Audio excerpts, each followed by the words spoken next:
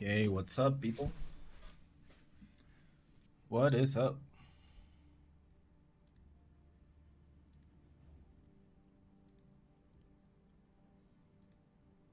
Just give me a few seconds and we'll get started.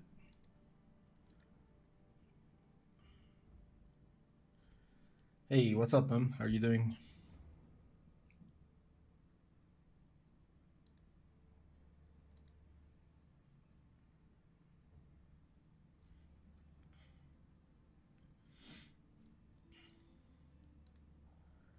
We got quite a few entries this time for the replay reviews. Quite a few.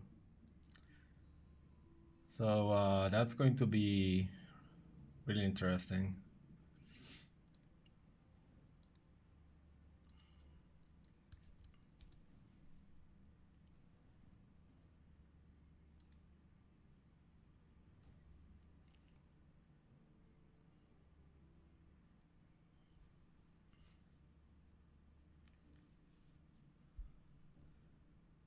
Maybe deserved it last time, yeah.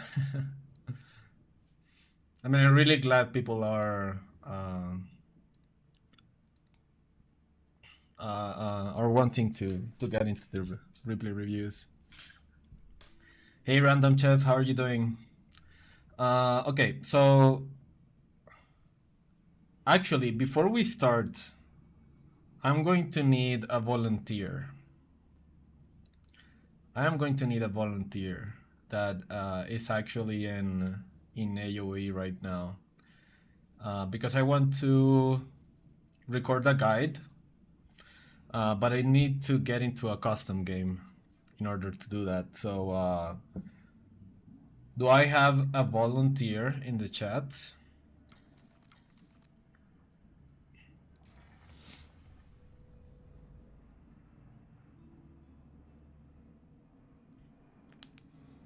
Hey, Jordan, how are you doing?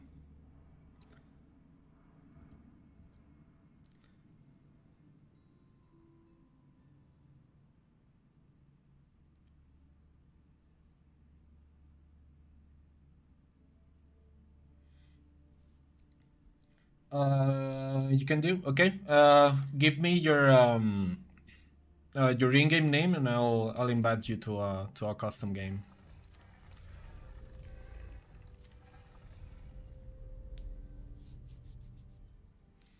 How can you watch my replay if I didn't stream it? You need to fill the form in Twitch. You can find it in the bottom side of the stream. There's a form there, and all I need is that you give me your AoE 4 in-game name, give me the date and the matchup of the replay that you want me to watch, and yeah, that's it. I can find you in game just by knowing your name. Heavy quips. Okay. So there's a form in the bottom side of the thing. So of the video. How do I invite players? Okay, there we go. So if you go into the form, you will find all the information there.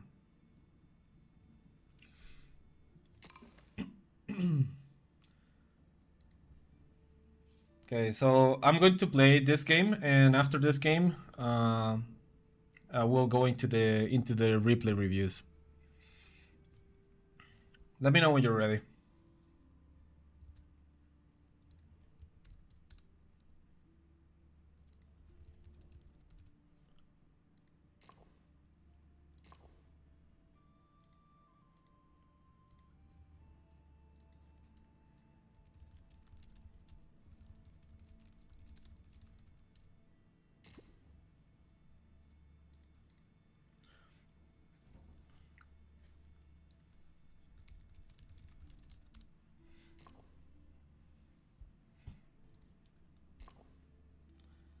Okay. All right. So I've been wanting to record like quick builds that I can just put out much faster than the regular ones that I do. I'll still do the regular ones, of course, but because I want to upload more over the week, I think this is a good thing that I can do, and it doesn't take much time to record, so I thought it was a pretty good idea. And it's better if I include you guys, just so I can engage more with the community, so feel like it's better. So I'm not sure if Heavy Quips is listening or not, but I'm still going to explain everything that I'm doing. So you guys have a little bit of more understanding of what my thought process is and everything. So Heavy Quips here is playing Abbasid, and I'm playing English. So kind of a battle of the worst civs in the game right now. But they're still really good for low elos and for beginners because they're really easy to use, and I value the ease of use much more when you're just learning than how good a civilization is according to high elo players. So right now I'm just following the build, going 3 on gold, 7 on food. Is this English to TC guide? No, it's not. It is not. There are too many English to TC guides already, so I thought I would go for something a little bit, well, not different because it's already, oh, it's okay. It's already known, but still. Okay, so we just saw his scout here, so that means all of this side should be already discovered, so I'm not going to bother going over there. As you see, I'm still finding sheep on this side, so that means he's not he has not been over on this side yet.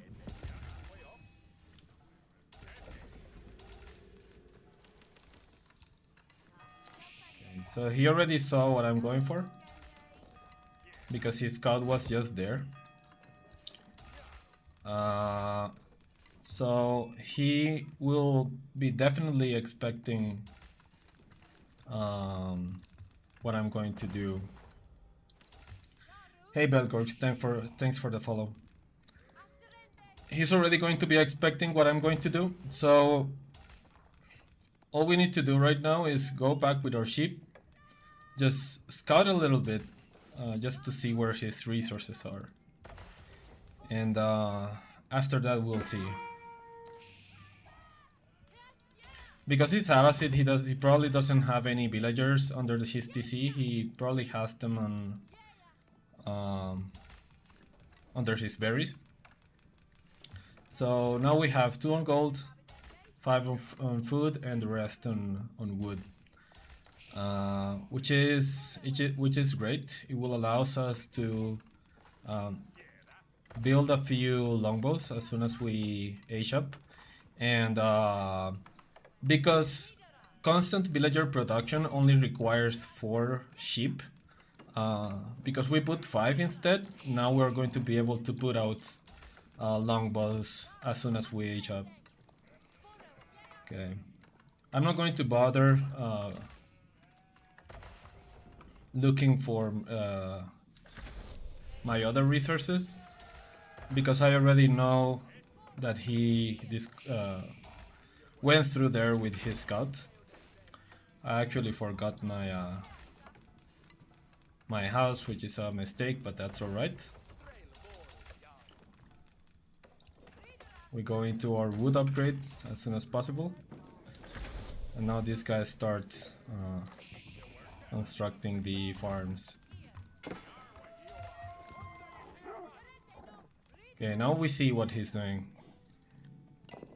It seems he's not going for stone, so this is pretty interesting already. Normally Abbasids go for stone really quickly, And he also didn't go for military wing because I didn't see his units with my scout. He went for, this is the eco wing actually, so that's really interesting. I think this is the eco wing. I'm not sure if that's eco wing or culture wing. Okay, he has a few. He already has a stable, which is good for me.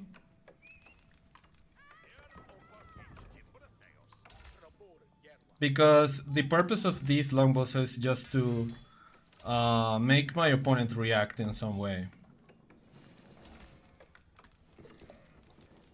So he already reacted. He didn't go for stone, which means his 2TC is already delayed. Now I have to be careful here because he may have a horseman or something around. So what I'm going to do is I'm going to go back with my longbows and play defense for a little bit.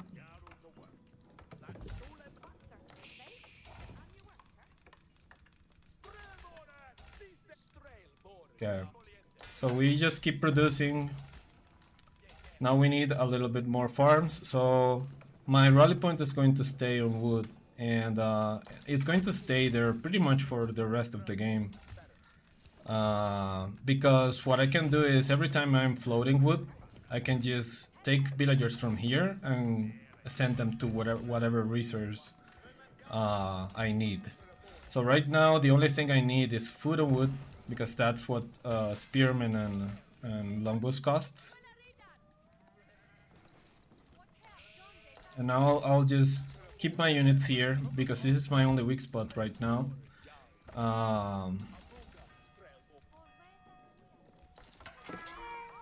He decides to go this way, but I don't think that's a good play because he didn't do any damage, and he already took a lot of damage from my TC.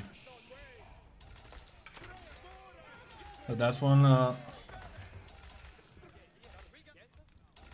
one horseman down. He's still not going into stone. And now it seems he might be going for a fast castle or something, which is interesting. So now I'm going to attack. I'll keep going into farms.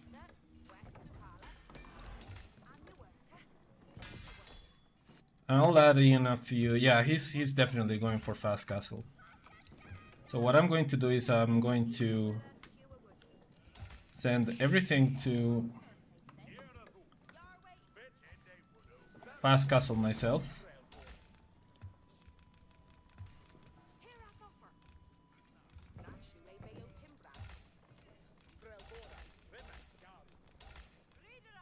And as long as I deny his okay, I got supply blocked for a little bit, but that's alright. Now the good thing about longbows is that even if he has a tower, I can still do damage to him.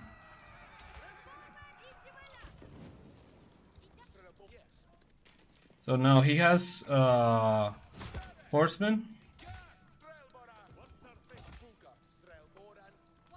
but I have a few spears myself, so that's going to be alright. Now he went into a lot more production buildings, which is good for me. Okay, now I'm actually going to go back to what I was doing earlier, which is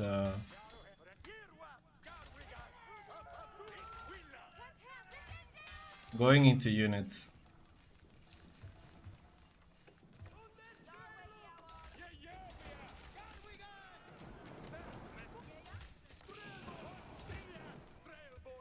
And the good thing about longbows is, look at how much range they have, so I can deny his woodline from really far away.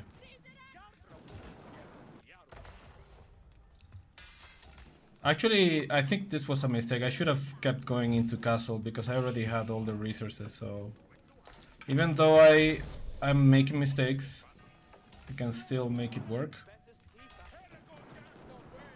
Okay. Okay, so I'm probably going to lose all of this, so that's fine.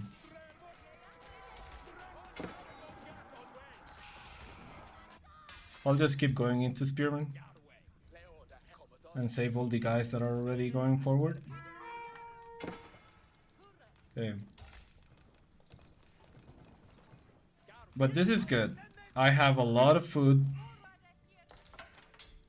He doesn't. He will soon start. He will soon need to start going into farms or something. So all I've got to do is just produce more spearmen and get into Castle Age. I'll do a few walls here just for safety.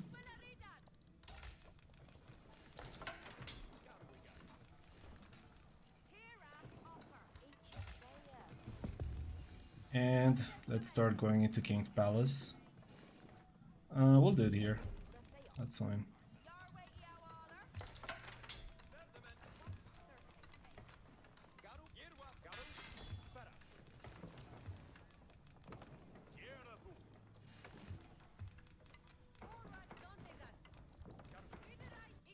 Now, he is probably targeting relics now.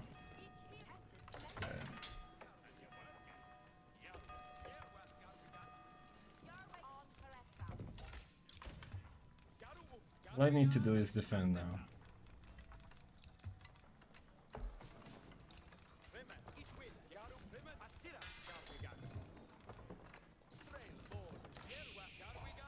And the good thing is he's not on 2TC, so he's not scaling. And I will soon be on 2TC, which is perfect. He has a lot of horsemen, but they're not going to be able to do anything.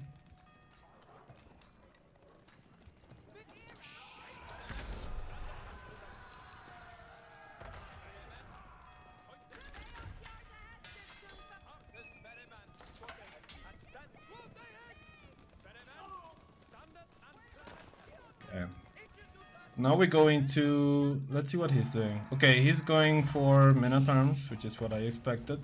Now we can use our council hall to produce crossbows, which is pretty great.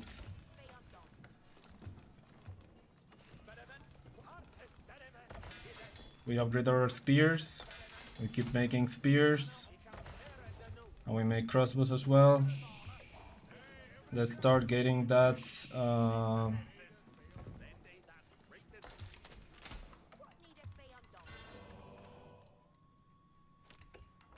Actually, let's go for that one first, because we have better units than him.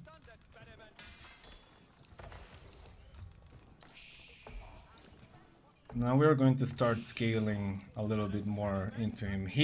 I saw that he's going into stone, so he's probably going to get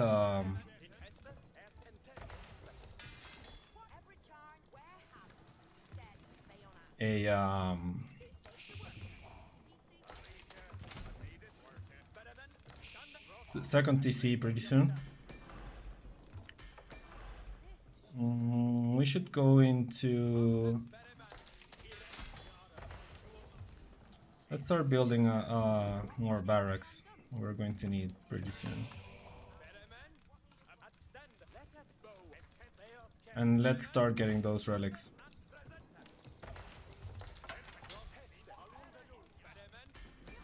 I need to see what his army looks like though. Okay. So he's doing men-at-arms horsemen, which is good, because I have the counter to both.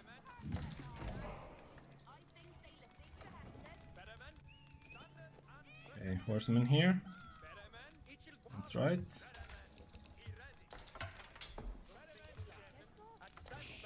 We're just keep scaling. Now we need to attack pretty soon. He thinks I still have longbows, that's why he's producing men-at-arms. So all I need to do is just produce spearmen to defend my longbows, my crossbows. And the crossbows will do the rest.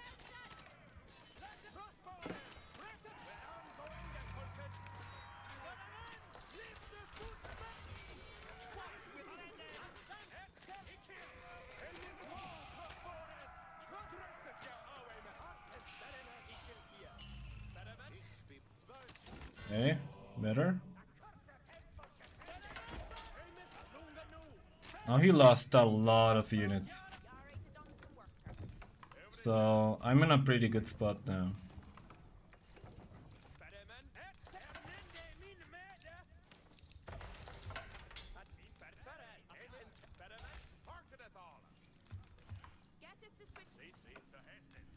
And I have a lot of eco now. So let's start attacking his food source, which is what I mentioned earlier that he probably is missing right now.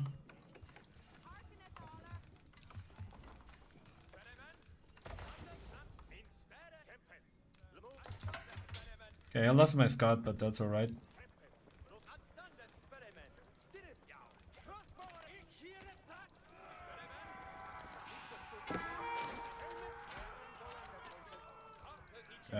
There's no reason to attack here.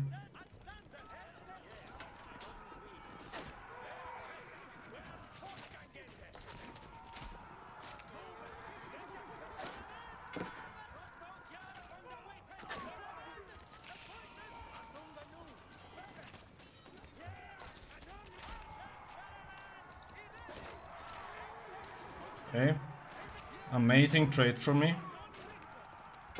He just lost every single horseman, or almost every single horseman.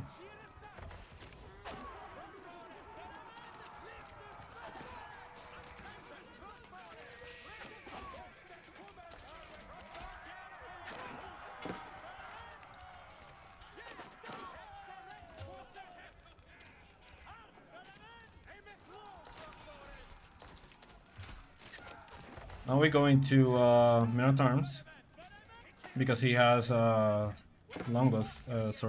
now. We start making more and more farms.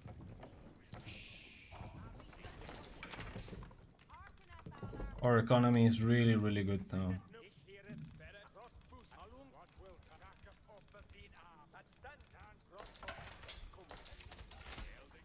Extremely good. Just keep making units. And this is the strength of English. Their economy is really, really stable.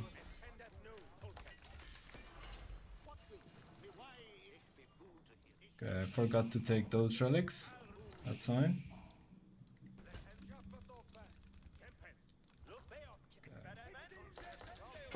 And we need to upgrade our men-at-arms.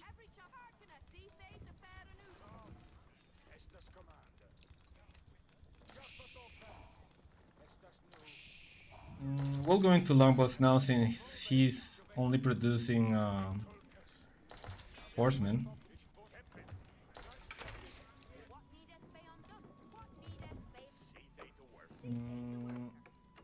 Whenever your wood line is also starting to look like this, if he had knights or something, he can come over this way.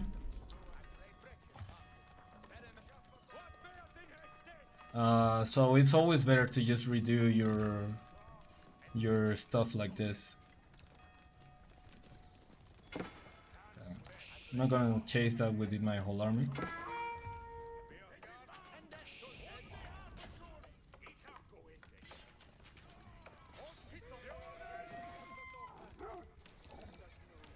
I'm soon going to be able to even go into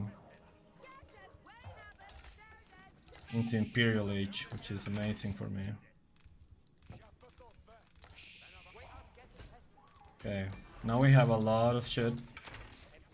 We can start pressuring again. And I want to upgrade my longbows as well. Let's start scouting with my dude here. Okay, let's go back. He has a lot of siege. I don't need to engage into that.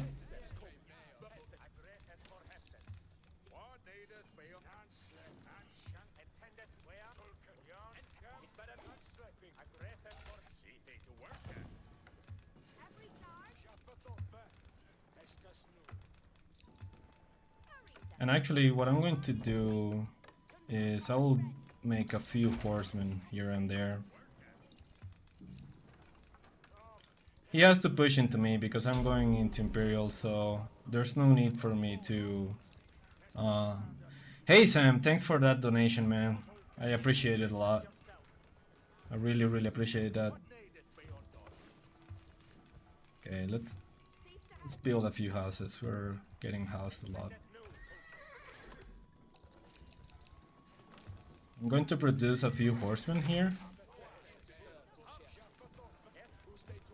And this army should be more than enough to defend.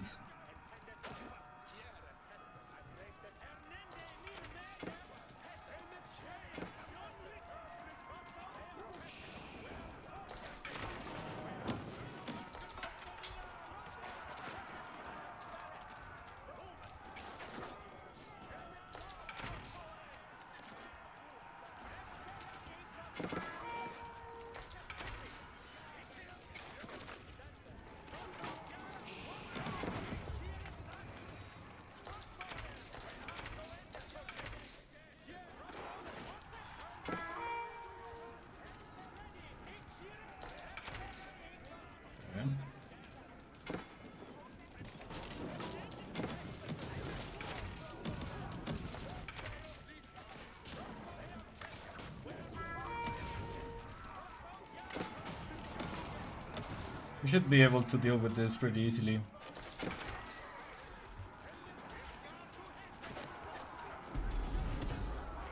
Now we use the longbows to clear those sprinkles. The sprinkles kill my infantry, and my longbows will be pretty effective to deal with that. And on the backside I'm also dealing with his... sorry, going into Imperial, so this is perfect for me. He just lost his whole army. And now I'm going into Imperial. Which is amazing. I have a lot of gold in the bank. So I think when you go into Imperial, first thing you gotta do is get enclosures. We get a few bombards. Need to see where he is. We actually have another relic here that he didn't get. So we are doing really, really fine now.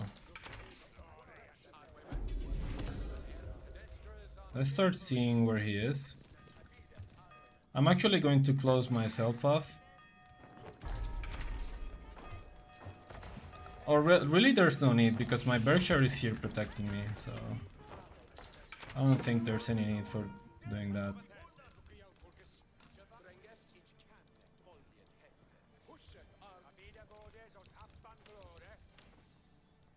Now we need elite longbows. We're going to get pretty soon. And let's start pushing him. I don't want to give him much space, because otherwise he's going to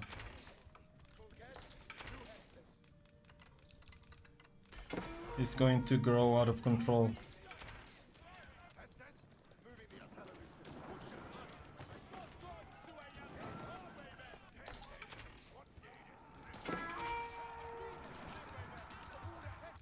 Okay, more farms.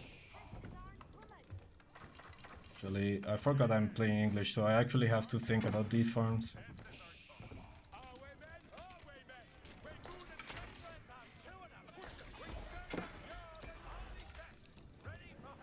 Build a couple of houses here and a university.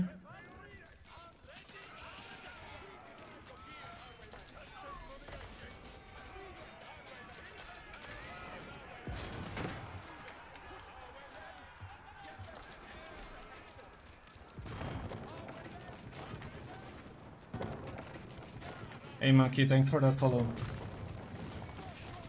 Okay, and that's it. So the good thing about this build is that it's really easy to do early. And if your opponent reacts really badly, they can actually lose their economy lead pretty early. So what happened here is that he forfeited his economy lead, which is going to TC as Abbasid, because he needed to defend himself from the initial longbows. So those initial longbows allowed me to do what I'm doing right now.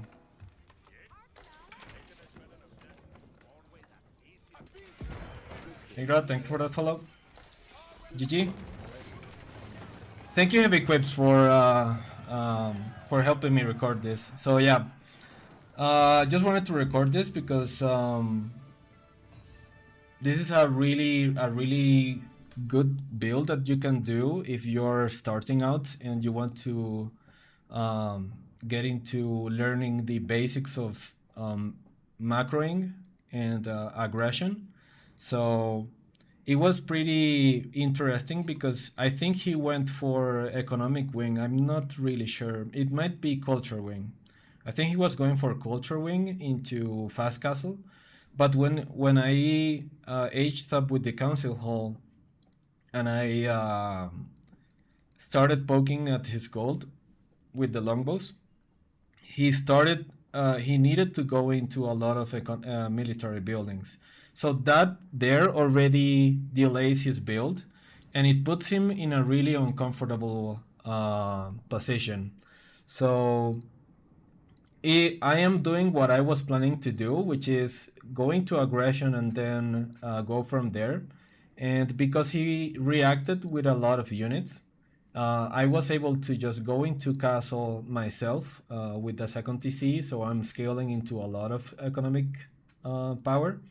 And he's already in a really uncomfortable position. So this is why this build is really good. You always take the initiative over your opponent, and if they do not react, they have to react because two longbows on his gold mine can do a lot of idle time damage, which I think I did. And I also got a lot of his villagers early. I actually had a lot of idle time, so that is why I was not getting ahead in the villager count department. But after we went into castle, I was on second TC, and he had to make less units so he could also go into a second TC. So if we see the military count, my army was always a lot bigger, and this is the big fight that happened before.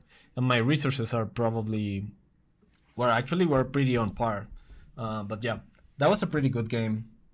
So yeah, thank you, Heavy Quips, for helping me record that. This is the build I saw Poppy Paw doing against HRE. Against HRE, I'm not sure if I saw that game, but yeah, I think against HRE it's really good because you don't want to go into a castle age fight as English against HRE, because HRE always wins that. They always get the relics much faster than you, and once you have HRE with 4 or 5 relics against English, it's just GG. And their units are also a little bit better. So yeah, that was a game, and now let's get into the replay reviews. Let's see.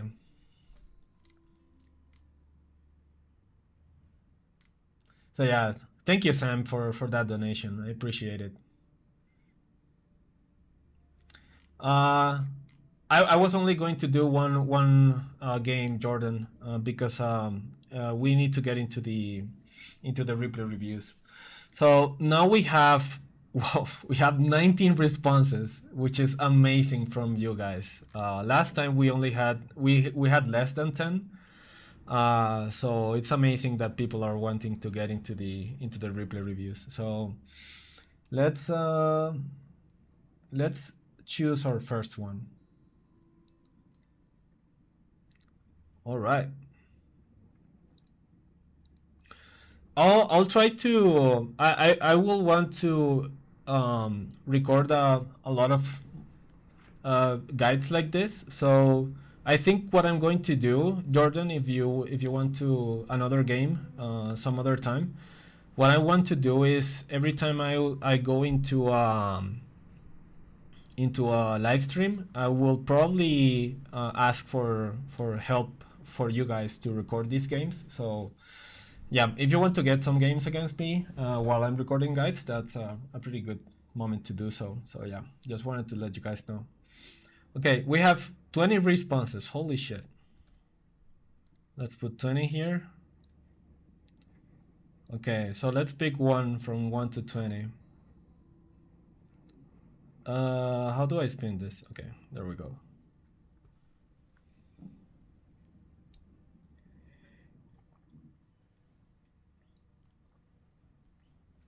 Okay. Number 15. Number 15 is Luckymon. Luckymon, let's see. So he says, let's find him first. How you join the replay? There's a form in the description of the video, so just click that and all the instructions are there. So just fill that form and you'll get a chance to get selected. So Lokimon says 25th, 8th. That was yesterday, but I don't see one yesterday. Maybe it's because of the time difference. French versus HRE. Okay, this one. Last game played. Is there okay? So he says, can turn it into a full-blown roast. I don't want any useless self-respect of my ability to learn. Okay. Yeah. So I'll just analyze it and see what I can what I can tell you about this. Against Warlord the Great. So French HRE is pretty interesting because ideally you want to go for professional scouts in this matchup. And after you go into professional scouts, what map was this? Carmel. Okay. Even better. If you are Carmel, okay, you have a little bit of idle time here. Oh man, it's 12 seconds of idle time. That is a rough start, man. So yeah, be really careful with this because this in the early game is really bad. Okay, so you go for gold first, and okay. So as I was saying, in Carmel, professional scouts is really good. The reason why it's really good is because look at how much deer you have. These deer packs are not regular deer packs. They have 10 huntable deers instead of the regular 7. You also have these small deer packs around. So you have like what, almost 30 deer per side of the map, which is a lot of deer. So going into professional scouts in Carmel is always good. We'll see if you go into that, but yeah. And meanwhile, the HRE player. Okay, so there's nothing going on first. So we'll skip through the Dark Age at first to see what they do in the Feudal Age. So the reason why French versus HRE is best played as French with professional scouts is because HRE also wants to go for professional scouts. But the advantage that you have over them is that you have knights to start denying him. So he will have to go into spearmen really early if you got knights. Okay, so you are building a mill. I'm not sure if that's for wheelbarrow or for professional scouts. We will see in a second. But yeah, the idea is that you should go into professional scouts here. And so does your opponent. HRE is a civilization that runs out of food really fast. The reason why they run out of food really fast is because their villagers gather resources really faster than any other civilization in the game, which is 35% faster. This does not mean that they drop off more resources. This means that they gather resources more quickly, so their resources actually run out much faster. Um, so the idea is that if they do not have professional scouts, he is going to pro scouts. They will run out of food. So because he is going to prof scouts, you should go into prof scouts as well. It seems you are going into wheelbarrow first. This is good if you get into it really fast. But if you are going to prof scouts, this is really, really late. So right now you have an extremely late age-up. 5 minutes 15 age-up as French is not good. Okay, so you're producing scouts, so you are thinking about professional scouts. But let's take a look at this. It's 5 minutes 30. You're producing scouts, and you have not started your pro scouts yet. Meanwhile, your opponent already has prof scouts, and he's already getting into survival techniques. He doesn't have a stable yet, so his really early pro scouts is really not useful yet. But let's see where his scout is. Yeah, and his scout is here doing nothing, so he's not gathering deer yet, even though he has professional scouts already. So he is also not as optimal as he could be, but he already has professional scouts. By this time, there should be. I mean, okay, so it is Carmel, so the TC range is really close to the gold vein is under the TC range, so maybe that's why you didn't go for a knight first. That is good, but the knight is also useful to deny professional scouts. Wow, you have a lot of sheep. Now something else. This is also a mistake because your villagers already have to go into deer because you don't have any sheep back home, and you actually have some villagers on berries as well. So this is a really, really rough. Oh, sorry for the screen size. I always forget about the screen size. So this is already a really rough start. Hey MSN, glad to see you here. Is there a public queue? There's a form in the description, down in the bottom side of the Twitch page. So yeah, I'm not sure. I mean, if you want to put up a replay for me to review, I can do it, but I'm not sure if I can give you any insights that you don't already know. But yeah, nice to see you here, man. So yeah, it's not a queue, by the way. I look at the form, and then I choose a random number on the form, and whatever number it comes out, that's the replay that I'm gonna watch. So it's really a random selection. It's not really a queue. But yeah, so I was saying, I would advise you to look up a professional scouts build. There are a lot of really good French builds, because this is already a really rough start. So going into berries this early is not really good. So your scout, I think you left it here because you wanted to steal from his deer. But look at how many sheep. Like, if he already has a stable and a barracks. If he sees this and he kills your scout because he already has military production buildings, then you're pretty fucked. So I advise you to first drop off these sheep, and then you can think about targeting his deer. And also the other thing is that you don't have any military units yet, so I don't think you have produced knights yet. So you don't have, like, stealing deer from your opponent is really, really good if they don't do anything about it. It seems like he already has spearmen, but he's not doing anything about you stealing his deer.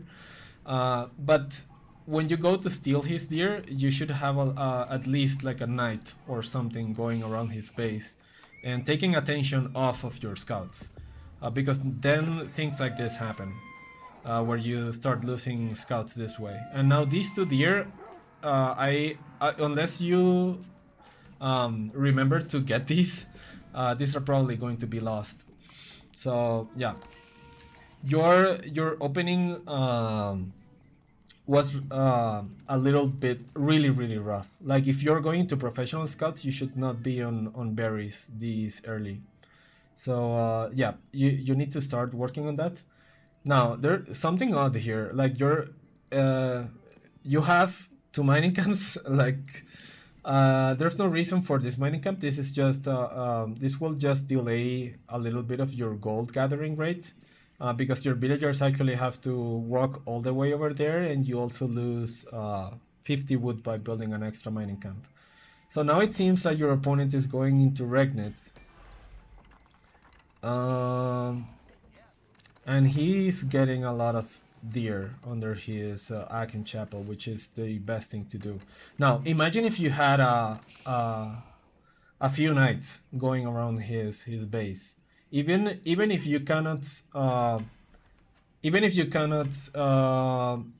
harass his gold early because his gold is under his TC range, you can still use knights to deny his deer gathering, and he cannot go into Regnet that fast, because if you find this with a few knights, then he's fucked. So yeah, he's going already into Castle Edge. It seems like you're doing the same, but only 2 knights. And we'll see still the sheep on the scout. It seems that you noticed right now, but yeah, these sheep should have been on your home a long time ago. Okay, so you used your gold for something. You're flowing a lot of resources right now. And your knights are standing here, doing absolutely nothing. So this is something I always talk about. This is something I always talk about when I'm looking at replays that use cavalry. If you have cavalry and you're, especially if you have knights, and you are not being pressured. So right now you're not being pressured. He only has a few spearmen. He doesn't have a single horseman, I don't think. And your knights are standing on your base. So you need to use your cavalry aggressively, looking for kills, looking for something. Like look at these guys. These guys are really exposed. Imagine if your knights were here waiting, and then he cannot get any gold, because there's the only golds on this map after these 2 gold veins on the start are on the middle. So something else is that getting control of the middle in this map is really important. So you need to use your cavalry aggressively when you have some, but having them standing here is really not good. Now your sheep are back. That's good. And okay, something else. You don't always have to be around his base. You can use these knights to deny the enemy relics. But because they were standing at home all that time, he already has 1 relic, and he's already starting to get 1 more. Although it seems like you're going to deny this one. Hey Grim, nice to see you here. 2TC Pro Scout is too much? Yeah. He's not 2TC though. I think, okay, I think he's probably starting to go to TC right now. Or maybe this is for a castle, I'm not sure. Okay, so let's look at this. You have a lot of knights. This is a good engagement for you, but it's better like when you're feudal age against a HRE that is castle age. Try to target his monks. You don't need to fight his army because you have cavalry, so you're faster. Just try to pick off his monks, so you delay his relic gathering, and in the backside of your cavalry doing damage, then you can go into castle age yourself. But going back with your cavalry, this is not the play. Look at how many knights you have. You have 12 knights that could be denying relics, doing damage, or something, but you have them back here.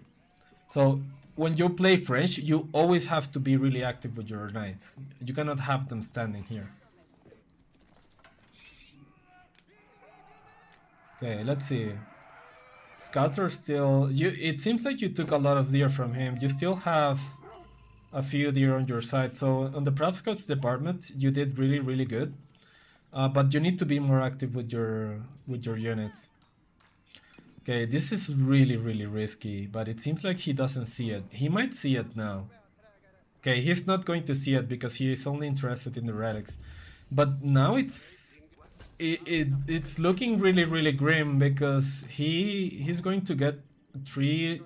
Um, it seems like he already got all the relics on the map. Yeah, it seems like he already got 5 relics. So I wonder how you won this game because this is already looking really bad. You're getting a lot of. So it seems like your opponent is not really active with his units either, so he doesn't see that you're mining on these sides. He sees this now, but you already have upgraded towers. Okay, so now you have a lot of knights, and you went up with the Royal Institute. Okay, Royal Institute is good because you have already 20 knights, but now you really need to be active with your knights. Okay, he wasn't going to 2TC, he was just gathering stone for the keep. So yeah. Okay, now you can afford to do this with your knights, and he's trying to get your deer, but you already have knights, so that's good. Okay, now I wonder how you're going to solve the spearman dilemma. Your opponent should be going into crossbow spearman right now. He's going into 5 barracks, and he's producing men at arms. This is a really bad decision from your opponent because you only have knights. It seems like your opponent also doesn't have a... Okay, he's trying to do like some kind of men at arms rush, but you have knights, so you should be able to defend this really quickly. And now these knights can clear all of this up. So your opponent is doing some damage here, but this is actually a mistake because these men at arms are not free. They are really costly. And okay, he's already going into farms, but his deer, I wonder if... Yeah, he's already run out of deer, so now he needs to go into a farm transition, which will delay him a lot. And now he already lost a lot of men at arms on his base. Meanwhile, you haven't lost that many knights. And he's still building men at arms, which I'm not sure why he's doing that. I wonder if he saw that you only have stables. He did saw that. You're going into archery ranges because you saw that he has men at arms probably, and you want crossbows. I wonder if that's the case. But again, your knights are standing here. I wished they were going around doing damage. Okay, I didn't see that he already was on Imperial Age, so even more of a reason to have your knights doing something.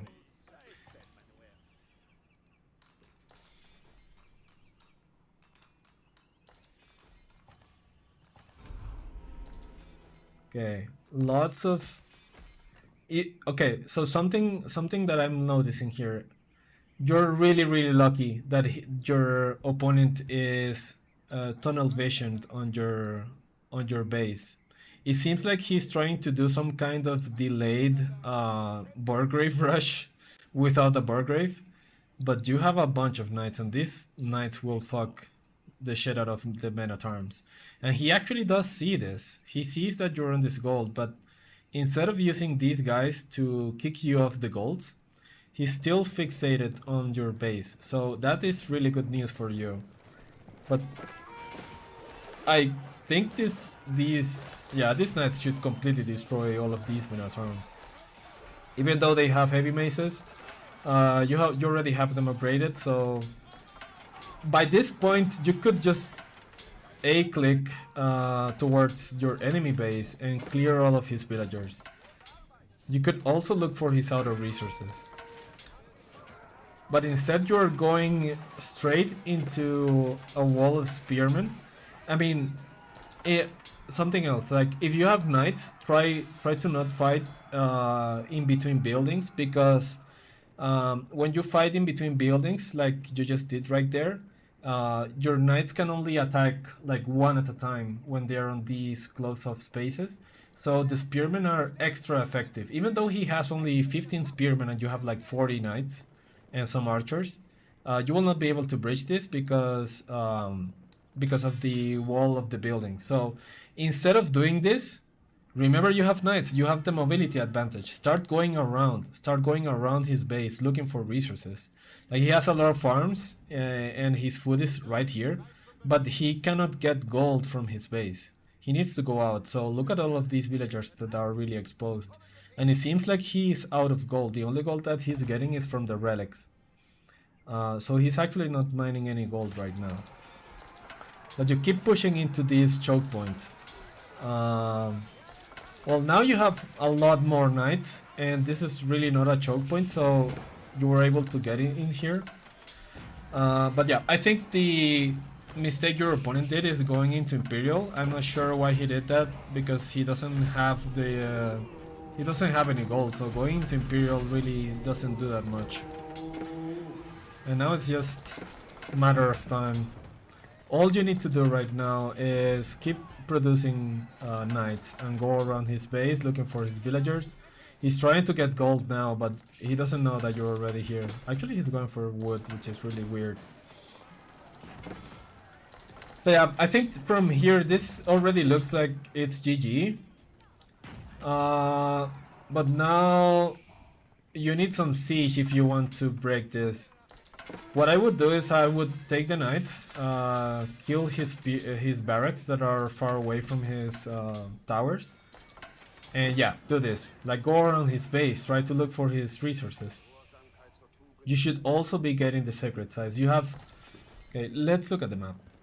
You have all the map control in the world. Imagine if you had these sacred sites. 5 minutes ago, you would already be 5 minutes away from a sacred victory. So that's also something else that you can do.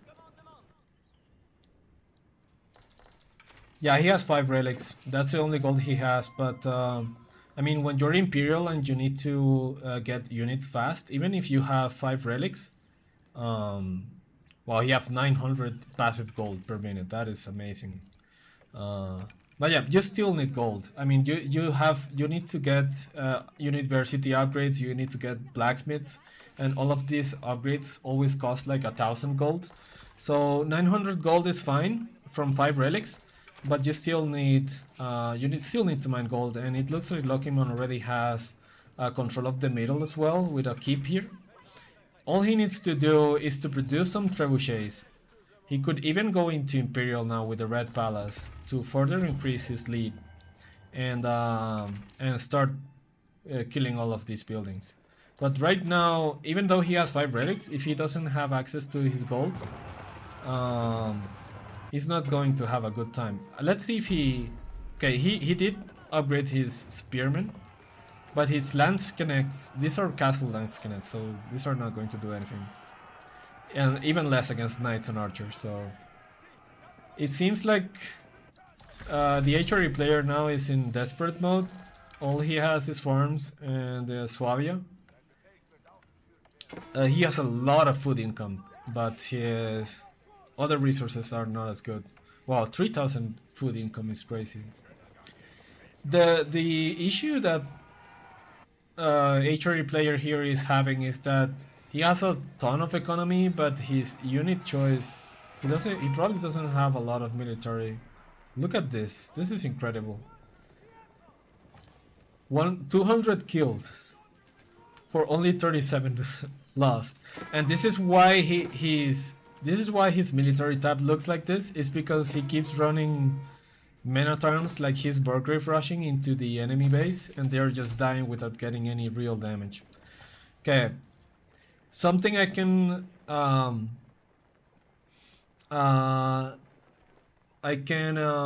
tip you is that you don't have a reason for, like, okay, I know that the micro is limited in some cases, but what I advise you to do when you're chasing units like this is to look for a key. There's a keybind that you can use to remove units from a control group. So what you can do when you're chasing units like this with your whole army is to get a group of these, like something like this, for example. Select a group of your military units, remove them from the control key, and then just right click them onto the units that you're chasing. So they will chase them by themselves, and the rest of your army can do something else somewhere else in the map. But having your whole army chase 13 spearmen is not something that I would say is good. So just take that into account. Get into the settings. Find that key to remove the unit from a control group and use it constantly. Because now, I mean, HRE is already lost. He doesn't have gold, and you already have control of the middle of the map.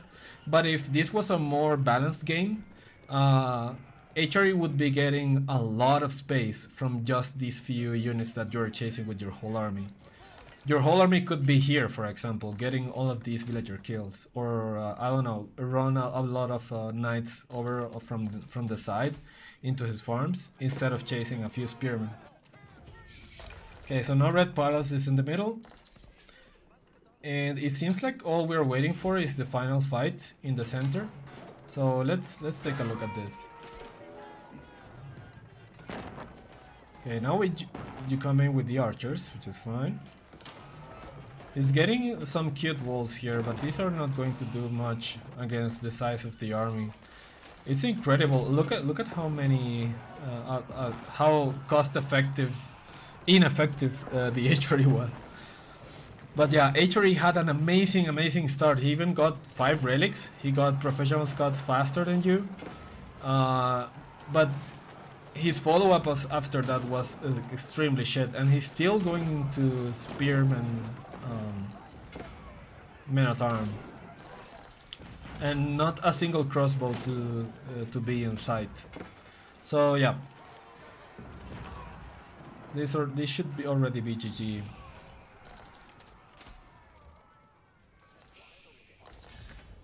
I don't know, Warlord.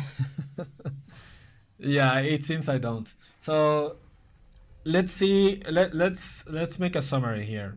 So you need to find a build for French professional scouts, because your start was really bad. I'm sorry to say it, but it was really bad. So you need to find a good build that you can follow, because you started professional scouts way too late. You didn't have a knight to deny his own professional scouts, and you also went into Castle Age, I think, too fast. You could have had a lot more knights early to deny the relics, and to start harassing his gold, because the gold veins on Carmel are really small. He actually mined his gold really fast, and then he had to go into an exposed gold vein. If you had a lot of knights standing there instead of going to castle, then you could have gotten a lot of kills. Something else that I can advise you is to use your knights much more actively. You have control of the map, and your opponent also didn't have that many units, and your knights, you have like 12 or 15 knights. You're standing in your base for 4 or 5 minutes, which is bad. If you have knights or cavalry in general, you should always be using them and always be looking for map control, raids, or what have you. So you only use your knights defensively if you're getting pressured really hard, but you should always be active with your knights. So yeah, it was a good game. I think HRE had a much better position at the beginning, but he didn't go into the correct army composition. He should have been using a lot of I mean, spearmen at arms is fine, but he needed like 1,000 crossbows. So he didn't have the units to kill your knights. So he didn't take his lead into a win, if that makes sense. So yeah, that was a good game. I'm really impressed that you managed to win that with such a great start for the HRE player. So yeah, pretty good game. The council hall opening was way far from my anticipation. I think even Fresh Blood. Yeah, I mean I think you know what I think is that people are so used to English 2TC that they forget the council hall actually exists. So it's really common build to see in low elos because it's easier to do, but it actually, I mean, it felt really good to do council hall again. It's been a while since I've done it also. If it's okay, I hope to see my game would make a nice clip. I actually, well, I was actually recording a guide, so you will see your game in a later video, probably tomorrow, because it's a really short guide that I wanted to put out. So yeah. Okay, let's get into the next one. So yeah, remember guys, if you want a chance to participate, you need to fill out the form that's in the description of the video or in the bottom side of Twitch. So just as a reminder, let's get into the next one.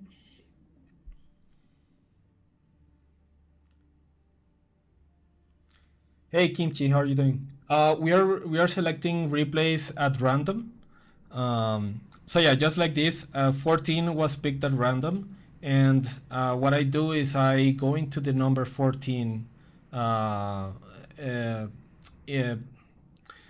item in the form. So that's how I choose the replays. So if you want a chance to participate on a random replay that I'm picking, just look in the bottom side of Twitch. There's a form that you can fill, and then it will appear here.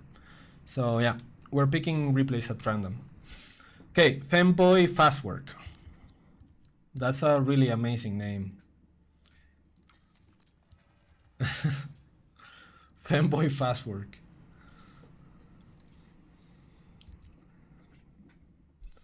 Femboy Fastwork. Okay, so George, Japanese versus French. I think it was this one. Okay, Femboy Fastwork. So you got put up against a Conqueror player, and you're playing French against Japanese against French. So let's see. This is a threat. A threat.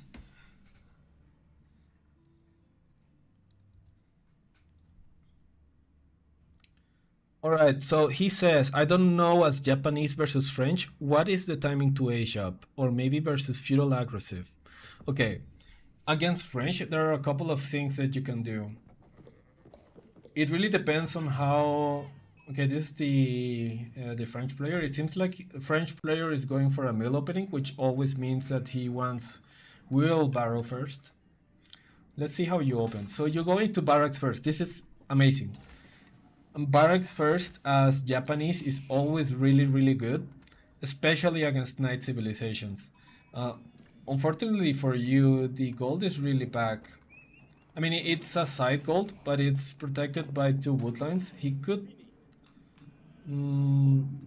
but it could be on front. It's not on front, but side gold is still good. So going into barracks is already a really good opening from you. Something a little bit of a optimization thing that I could give you is that you don't need 3 on wood. You could have only 2 on wood, because 2 on wood will be enough to fuel the spearman production constantly. If you want 3, it's because you're going into a lot more spearmen, and you might want to build a house later. But if you only go into 3 or 4 spearmen, you can leave only 2 here. But it seems like you're getting more into... The reason why I say this is because look at your barracks. It's now producing nothing. Well, actually, you could cancel a few villagers, and you could get another spearman out. But the reason I told you this is because it's very important to have constant spearman production where you're going for these kinds of strategies. Okay, so now your spearmen are denying gold. He did get enough gold to go into. Well, actually, I think he didn't because he didn't go into wheelbarrow. So that is good from you from your opponent is that he canceled wheelbarrow to get gold to a shop. Now he only needs food. Let's see if I'm okay. There we go.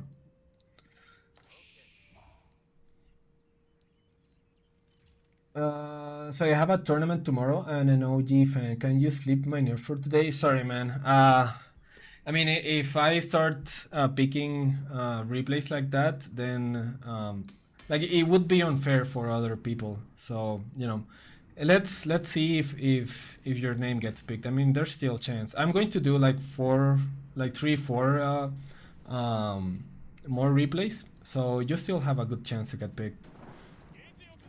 Okay, so really good damage here.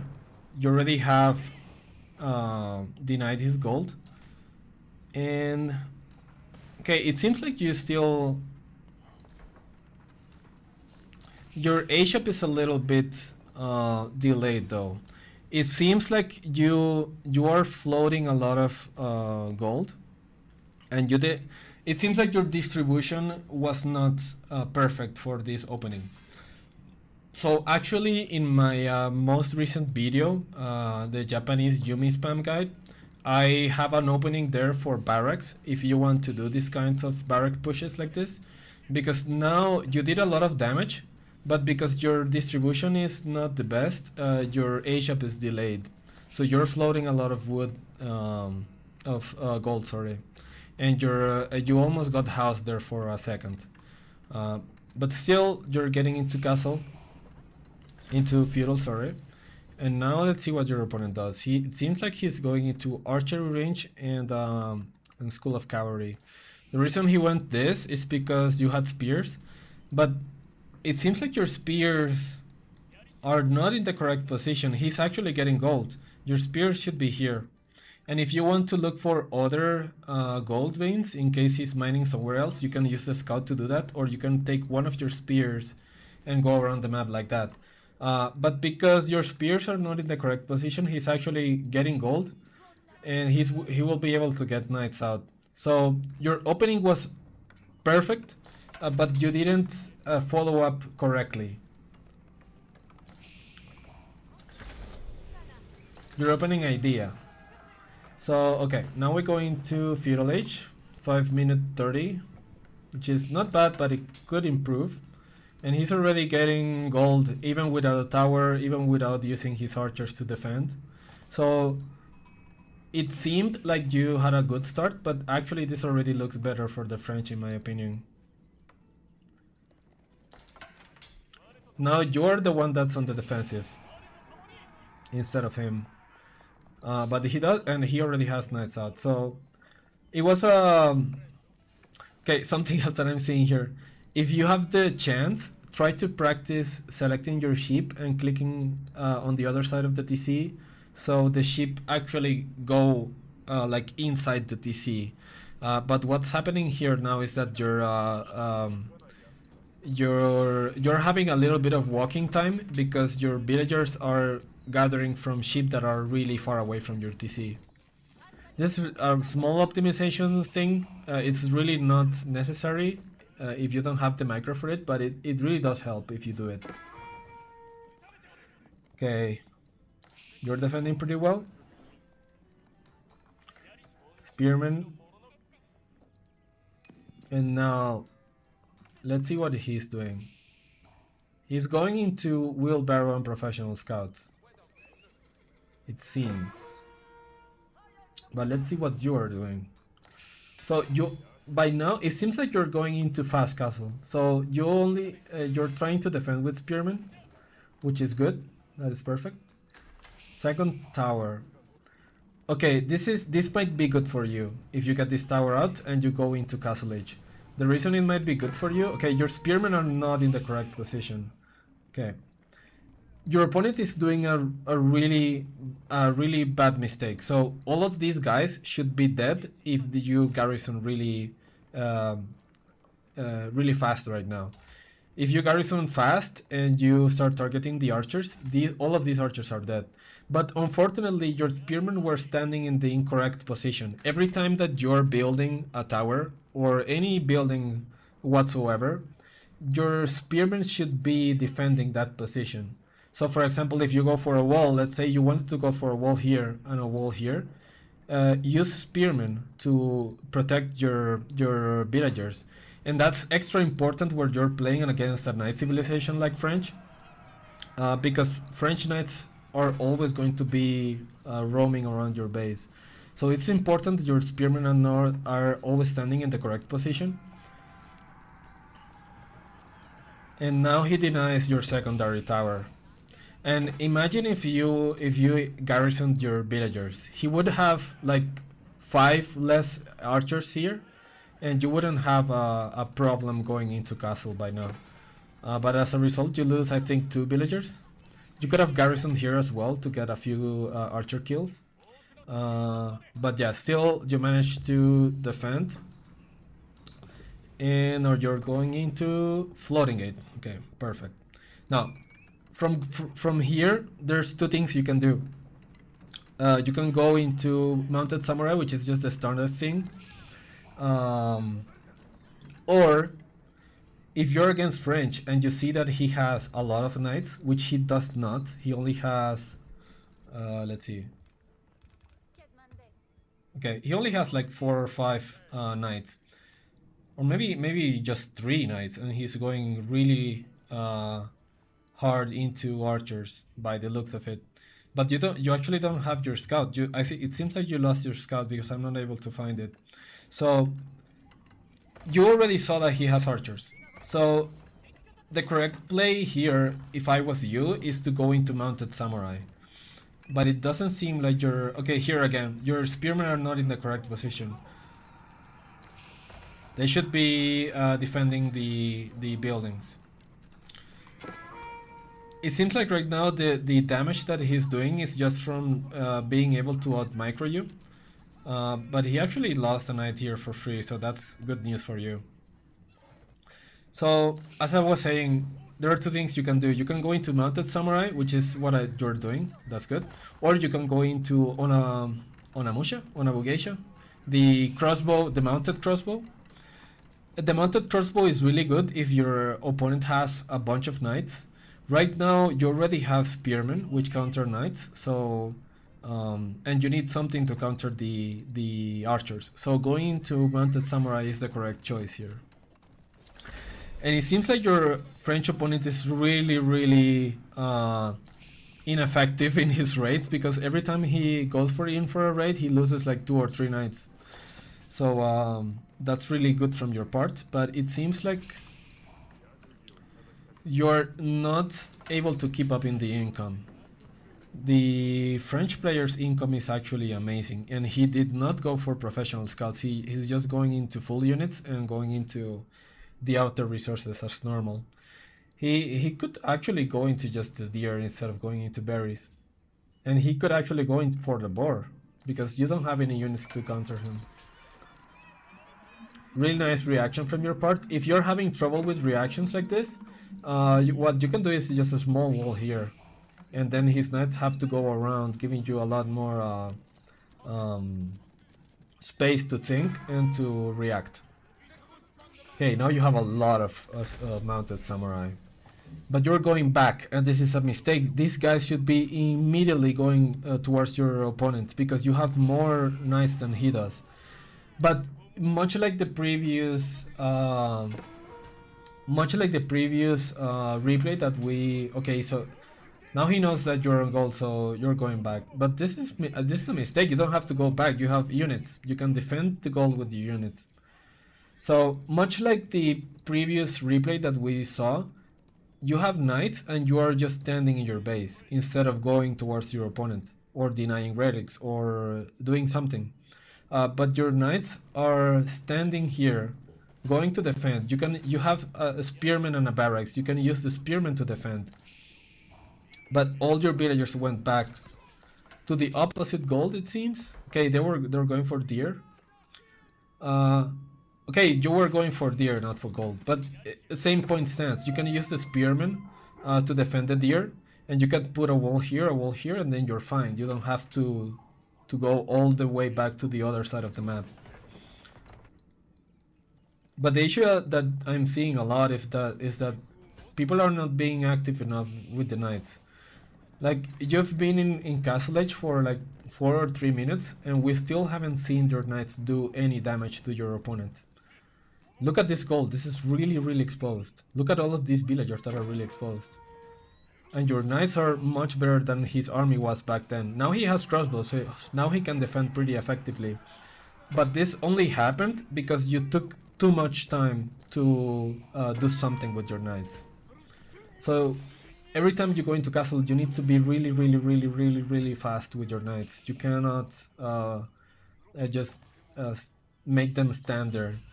It does seem like you're getting a lot of relics, but now you're distracted, and you get a really. That's a lot of damage from your opponent. I didn't see what he aged up with. Okay, he went for the guild hall, so he will have a free age up, and now he goes into boar. These are the targets that your knights should be looking for, outer resources, because he didn't go into professional scouts. You probably didn't see that because you lost your scout, but he didn't go into professional scouts, so that means his villagers must be on outer resources. But this is not correct, because now you're trying to get kills really close to his base and to his army. You could be getting kills on the sides of the map. You also allowed him to get this wall, which is, I mean, it's fine. But if you had your knights earlier here, this maybe could have been prevented. Let's see. But now, same problem as before.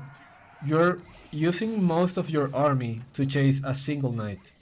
You can remove one of these knights from the control group and just let him chase the knight forever, and then you can use the rest of your units to do something else.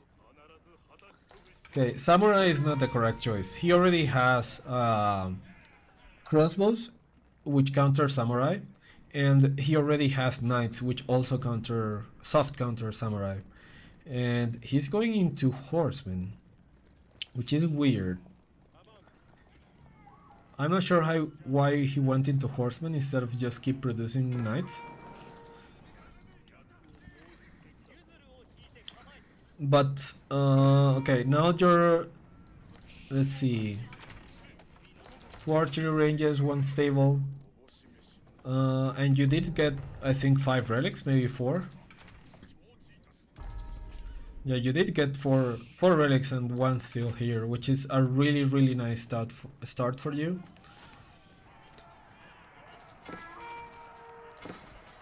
Okay, let's look at this fight. Okay, so archers should be on the crossbows, not firing at horsemen. But this is still a really good fight for you. He will probably lose all of this. And you can still, instead of going into samurai, you should still be going into spearmen. Only spearmen, not samurai. Because samurai will not help you to do anything. Your front line should be full of spearmen. Because these crossbows will destroy the regular samurai. But they will not deal as much damage against spearmen, and spearmen will also help you against knights and horsemen. So going into men at arms here is not the correct choice. Now, something else that you can do here with your micro, you have cavalry. So what you can do with your cavalry is don't just A-move them. What you can do is click on a further point from the archers or the crossbows, and what they will do is that they will surround the units, and then when they are surrounded, then you A-move, and that way they cannot kite as effectively as they were doing here. So what happened here is that he actually got a lot of your samurais, even though all of this army was already dead. And this is why I told you to split your army more effectively, is because then you don't have any units to defend these kinds of raids. Let's see if you get this Wololo. Almost, but not quite.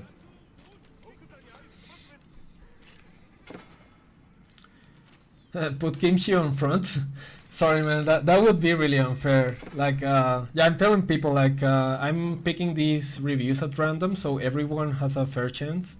Um, so yeah, but I mean, I'm still going to do like 3 or 4 more, so there's still chance to get selected.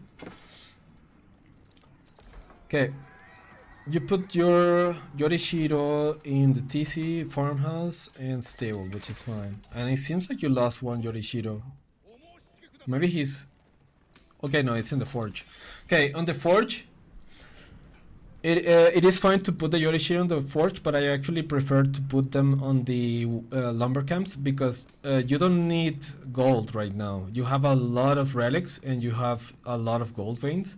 So, and Yorishiros on gold actually generate less resources. They generate 50 per minute instead of 70, if I'm not correct. Yeah, this guy's farmhouse is generating 70. So what you can do instead, if you just put the Yorishiros in lumber camps. And wood is much more useful because you need wood for farms, you need wood for TCs, and you need wood for buildings in general. So I would always rather put the Yorishiros on wood camps instead of even farmhouses. I believe it's just better to put Yorishiros there.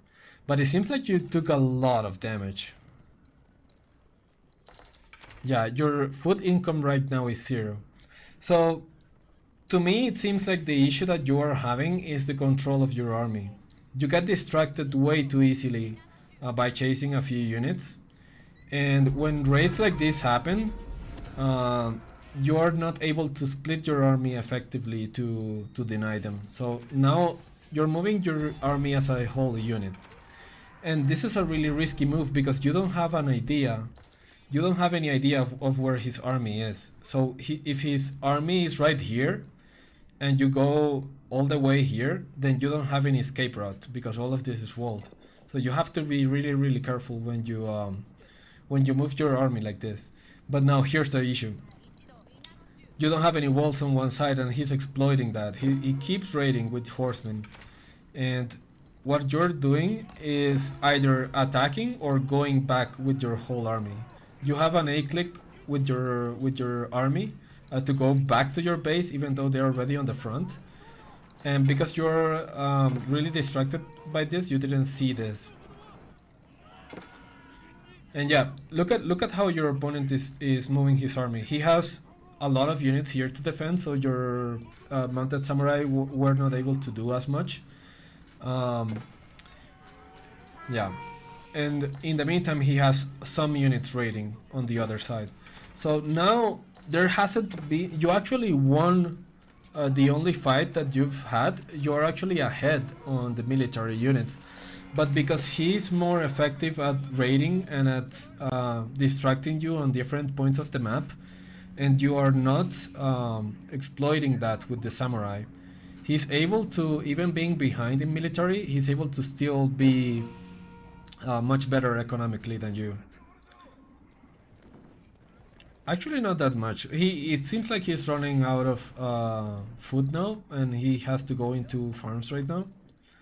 I mean, from this point on, it seems like you're really fine. His units are really shit. I didn't actually see that his army was pretty bad. So right now you have an opportunity. Okay, this is why his army was really bad. It's because he was going into Imperial. So now there's two choices here. You could go. Okay, he went into Imperial.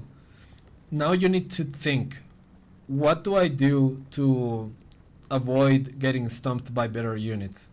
And the answer is not diving at the sea and killing his units. So, which is what it seems like you're about to do here. The answer is to deny gold. He put his landmark here, and the only gold that is covering that landmark is this one. But you could send your units here and your units here, and they would be completely. He would be completely out of gold in no time.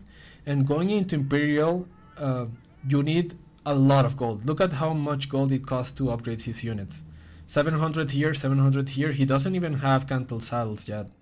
And he also needs gold for university upgrades. and his elite upgrades from the archery ranges.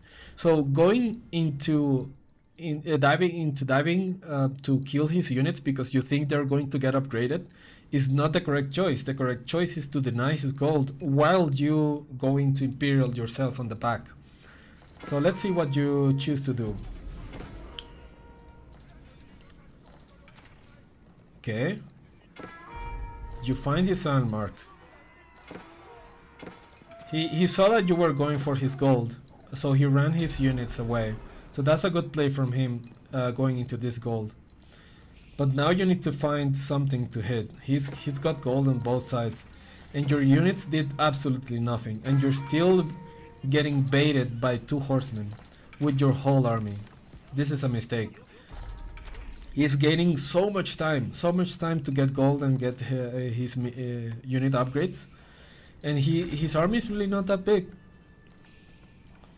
You're actually winning in economy, but you're getting, well, actually his wood, you're like more or less equal because he's got a lot of wood, but your army gets distracted way too much, and you have a lot of units that are doing nothing. It seems like because you're worried about where his army is, so now you just want to defend. But take a look at this, his army is still not upgraded. Better on archers and better on crossbowmen. Only his horsemen are upgraded. That's because he didn't have enough gold going into Imperial. Okay, your knights are finally going to find some damage, that is good. And he was going to attack on the front, but the Castle of the Crow was there to protect, so pretty nice. But this castle here... Okay, you did have stone wall, so this castle is not bad, but I would rather see the castle maybe protecting this gold,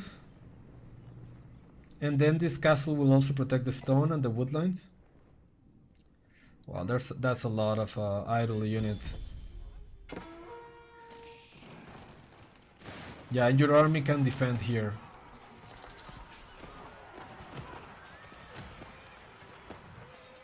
Okay, you're fighting castle units against imperial units, and you want a really big fight. So your military elite should be much better now. But the thing is, you gave him way too much space, and he's being much more successful with the race than you are.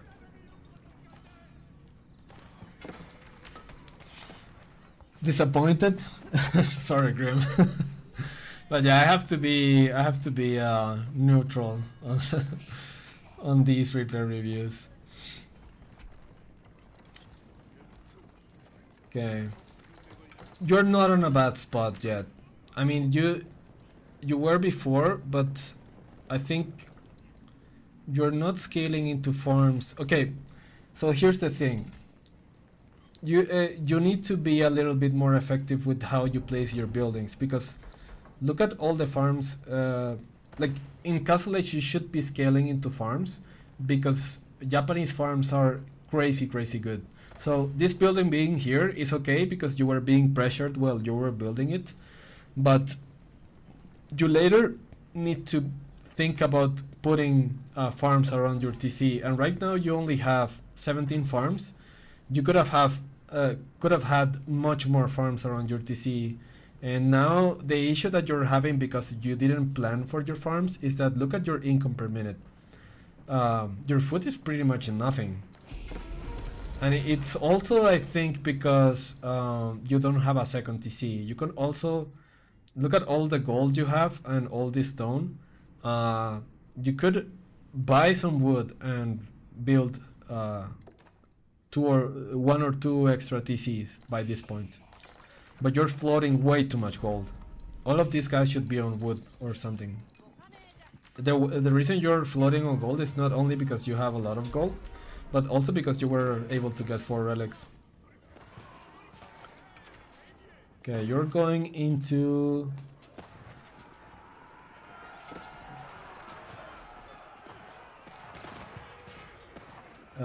what's it called?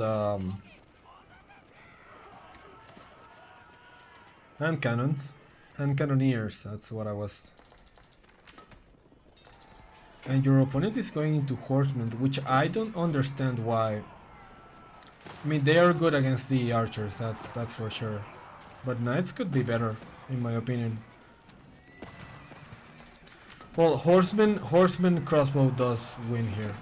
Okay, so you were doing more or less fine, but then you got caught on one fight, and this here is GG. You just lost. You were ahead in military before by like 100 killed, and now he's on the par of you. But at this point, it is much more important to be ahead because now you don't have any units to defend yourself. And this right here, that fight was GG. He should win from here because now you don't have anything to defend and your income is going to be shut. So you need to be really careful with your units when you're. It's what I talked about here. Like if you don't have a scout to see where his army is and you get caught like that, you can lose the game really easily. So you were doing more or less fine.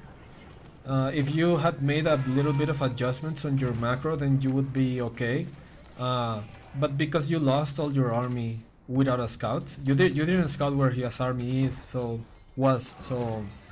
you got surrounded pretty easily and lost one fight, and that's GG.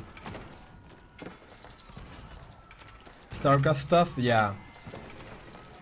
I mean, there's a lot of combat potential in AoE 4, much more than StarCraft. But in some cases, when you just lose an army that big, then you just lose the game straight from there. So yeah, a few things. You need to work a little bit on your opening. Your opening idea was really cool. It was really good. You went into Spearman to deny the gold veins. But the follow-up after that can be improved. So first, you need to work on your villager distribution, because you can get to feudal a little bit faster. And I've got already a videos on that. So yeah, work on his name. That's that's another tip. Yeah. The second thing that you need to work on is what you do with your spearmen after you deny the gold. So what you did there is you went around and then your spearmen were standing like in the middle of the map doing absolutely nothing. So what your opponent did is he said, okay, his spearmen are not in my gold, so I'm just going to go back to mining gold. So your entire opening after that is denied because you didn't do anything. He still got knights after you denied his gold. So you need to that goes for everyone. If you're opening spears, you need to work on actually denying the gold. So yeah. And if you're worried about your opponent going into different golds, then you can later use your scout to look for other golds. But your spearman should always be denying his primary gold. What else? Yeah, same as the previous guy, your knights. Once you got to Castle Age, your knights were just standing in your base, and you had a lot of opportunities to raid when he was going into auto resources, but you didn't take those opportunities, even though you did have knights much earlier than he did. So yeah, use your knights much more effectively and try to use the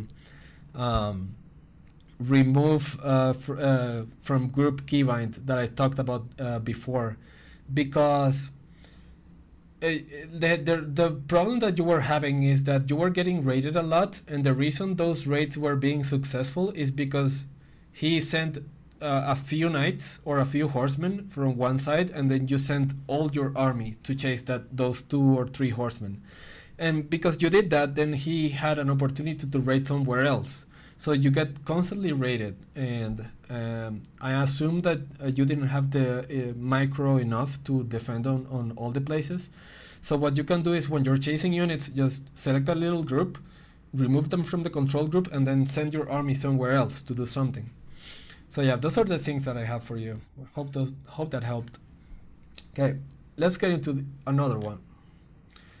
We have 23 responses now. Another one. Okay. We have 23 responses, so let's pick a number from 1 to 23. We already did 14 and 15, right? I should be keeping track of that somewhere. We'll just do it here for now. 14 and 15. And now let's pick another one. Spin.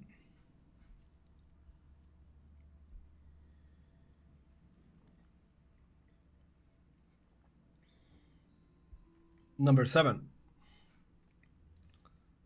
Okay. Okay, number 7 is the Flip. Another nice name.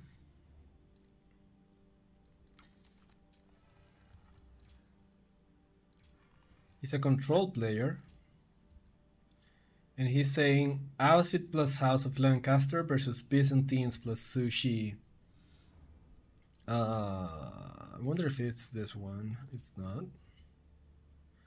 Controller player like you, yeah. I mean, controller players these days are really impressive, man.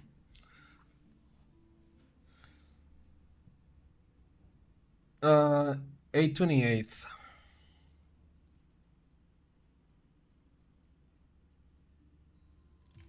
Probably this one. On Lipani. No, it's not this one.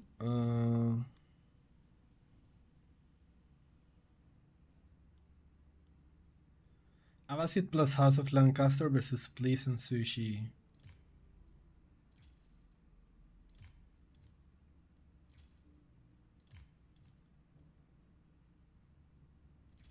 Biz and Sushi. I guess it's this one. So it's a victory on custom. That's deep in the gold league, yeah. What league was he? Yeah, so just gold. So okay, he didn't put the map, but I believe it's this one. Okay, let's fix the thing. Okay, so you're playing on 4 spawns. I don't know these. I don't think I know this map, so we'll have to see how it looks once we get in there. House of Lancaster, Abbasid. So I'm already thinking that you're both going to go for a really nice boom with manners and TCs. So let's see what we can see. Okay, so for right away, I'm just going to... Okay, I remember this map, yeah. Okay, so right away, this map has deep water fish. So right away, what everyone should be doing is going into wood. But instead, you're Abbasid and you're going berries. Actually, there's only 2 berries here, so this is already a mistake. Look at how far away the berries are from each other. So this mill is not going to... Yeah, you're like going so look at all the distance that your villagers have to walk to deposit the berries. So that already is a bad start. Instead of going mill, I would just go straight into the berries without putting the mill. If you don't want to go water, let's say you don't want to go water, I would just forgo. Actually, no, you need the mill because you need the passive resources. But instead of doing this, I would just go into sheep right away, because this does not look like a very good map for berry civilizations. So the Byzantine player is probably going to have the same issue as you. But yeah, straight away in water maps. I mean, I know most people don't like to play water maps and don't like to go water, but I would still advise that you practice at least one build so you know how to start on water maps, because water gives you so much resources. Like having a dog here, and Abbasid is good on water map, on water too, because Abbasid dogs. Um, am I looking at the right person? Yeah, I am. So Abbasid dogs are discounted. They cost 75 wood instead of 150, which is normal. So think of going for a dog as you already have a second TC right away, which doesn't pop out villagers, but it pops out fish. Sorry, fishing boats. So yeah, I mean, I know people don't like playing water maps, but still, that's something that I would advise you to learn at least one build of. So yeah, it seems like you're going into economic wing, so you're going into a standard 2TC by the looks of it, and your ally is going for manors as well. So one tip that I can give you when you're, I don't know if you are playing with this person on Discord or something, on voice chat, but whenever you are playing a berry civilization, you should always give your ship to the other person. So Lancaster players love to have more sheep because they actually get increased gather rate from sheep. So what you can do is, I mean, in this map it may not be the best because there are almost no berries. But what you can do is give your sheep to the Lancaster player because he will need them more, and you can gather from berries and deer instead. So something to consider when you play team games. Yeah, this map is really weird. I don't think I've seen this before, but yeah. So let's see what the others are doing. So China's still in. This is sushi. China's sushi is still in Dark Age, and Byzantines has one. It seems like he's going into Hippodrome, which I would do the same in this map because there are no berries. The berries are really far away from each other, so I would also go Imperial Hippodrome if I was him. So that's a good call.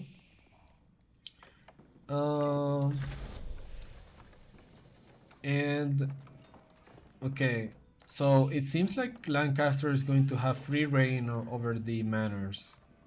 You did get. It seems like you did give the ship to the Lancaster player, which is amazing from you. That's what I was talking about earlier, and that is really good that you actually did that. Okay, so this scout is probably dead. Okay, the Byzantine players decides to let it live for another day.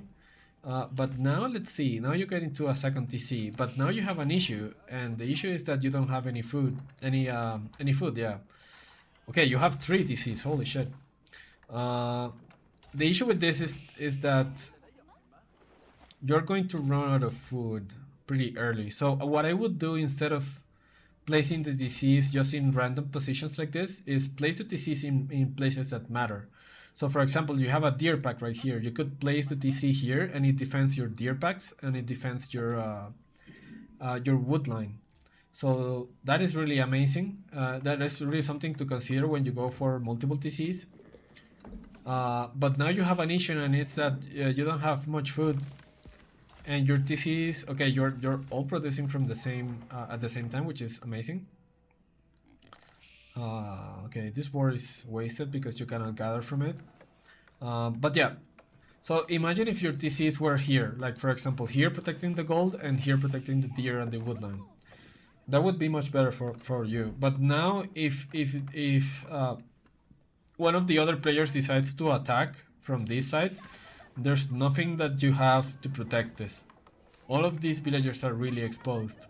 So yeah, you should think when you go for multiple TCs, you should always think about where to put them and not just put them in random positions. Actually, this is something else that you can think of is that these TCs are actually facing your opponent. So if he decides to ram rush you or something, he will have a really good time A really easy time destroying these guys. Hey, Mighty Bite, thanks for the follow. Meanwhile, holy shit. I love these games, man, where people just let each other do everything. Look at this Lancaster player going 3 TCs and 3 manners. And meanwhile, the other players are going for a really slow ramp push. And the manor player is already on Castle Age, so there's nothing the Byzantine player will be able to do about this. Now what you need to do going into Castle Age is just build a ton of military production buildings. So what I would go for is a lot of barracks, and maybe he doesn't. He's not in castle yet, right? So he doesn't have anything to deny men at arms. But also because they have hippodrome and 3 stables. I don't know if you're actually watching, but if you had a scout here, you actually know that he's 3 stables and that he's hippodrome. After that, you can just go into a full camel raiders, and you will be really fine. Or camel archers, actually. Camel archers from Abbasid are really good, especially in team games. So right now you don't have a single military building, which is not the best, but that's okay. So now what I would advise you to do, you're still really exposed in every way. So this is a really small wall that you can do to defend yourself. So something that you need to keep in mind, even if you don't know this map, if you've never seen this map before, you always need to keep in mind where the easy walls are, and this is a really easy wall. If you make this wall down here, then the only place you need to defend is like around this part, so horsemen don't come around your base, and you don't have to worry about this. So think about that when you're playing defensive and boomy style like this. No, we still haven't seen a single unit being killed, I don't think. Yeah, not a single unit has been killed in this game. But you guys are already 3 TCs. Both of you. And this guy is going up to 9 manners. So it seems like this is already going to be GG because they have a lot of military buildings, but they don't have the economy to sustain all of this. And he actually raised his... What? He raised his stables. I wonder what happened there. And he's going into trade, which is interesting. All you need to do right now is just build a bunch of military buildings and attack. So yeah, you're really ahead. And you're even Imperial Age right now. You need to, I mean, if you're not getting attacked, it's fine to go boom. But I would advise you to, if you already have a lot of buildings like this, of economy like this, and you have a lot of resources that are being floated, you're floating a lot of resources. Use all of this wood to build 20 military buildings and then just start producing units. Because in other games, people will not let you boom like this without getting any damage done, or like this. So if you don't have any units, then you're pretty much dead. You don't have anything to defend your 3 TCs. You're going into units now, but this is really late. I would advise you to go, instead of going Imperial, just make a lot of units in Castle Age. Quite a cozy game. Yeah, this is more like playing SimCity instead of Age of Empires. This looks really relaxing, to be honest. For blacksmiths, because he forgot to get into blacksmiths before. And now you can go into either Kamen Raiders or Lancers. I think a combination of both is fine. But I would tell you that if you're able to get to this point, instead of making these many stables, just make archery ranges instead. And if you are able to mass like 1,000 camel archers are extremely good in team games. Extremely good. I mean, you're able to produce. Oh well, you're playing controller, so actually these guys are all on automatic villager production, so that's really a really good thing to do. Yeah, actually 2TC I think it's good on controller because the villager production is always automatic. Uh, so yeah, I think this game is already done. This sushi player doesn't have absolutely anything to deal with the knights, and you guys are way too far ahead. So I think, yeah, the pointers I have for you is place your TCs in the places that matter. So, for example, here on the deer, protecting your deer and your woodline, or here on the gold, protecting your gold. Um, so always try to, if you're going multiple TCs, try to look for the best spots for the TCs. But going for the TCs on the front of your base is actually really bad because if you're getting ram rushed, then you're just making it easier for the opponent. So yeah, pretty cozy game. I would like to play games like that, to be honest. Okay, let's get to the next one. We still have 23 responses. Okay,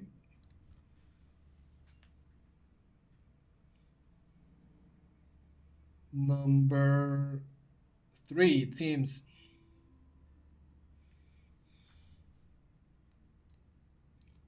Let's get into number 3. Sherman, it's me. Okay, is this the name?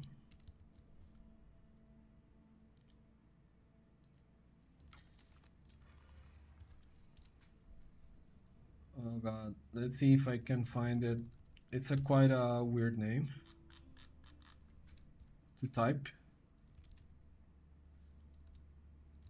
Okay, let's see if I can find it in AoE for world.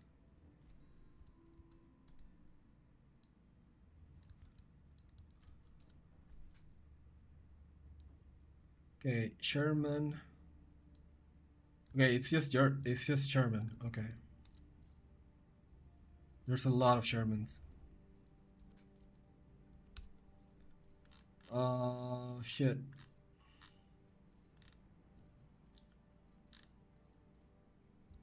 Okay. So it's a diamond player. Hey, Mighty Bite, thanks for the subscription. That's a lot of Shermans.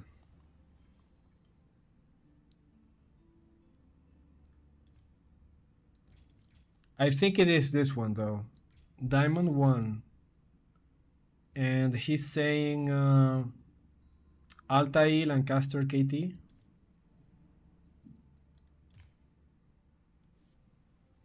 So this one. Just wanted to say thanks for the guides. Been starting to play. Your Japanese builds have been really useful. Hey, thanks, man. I really appreciate that. I put a lot of work into them, so it's pretty amazing that you guys are enjoying the guides. Altai Lancaster KT. Is there another Altai here? Yeah, it is. Okay, so it is this one, Lancaster KT. Okay, let me grab some water and I'll be back for this one.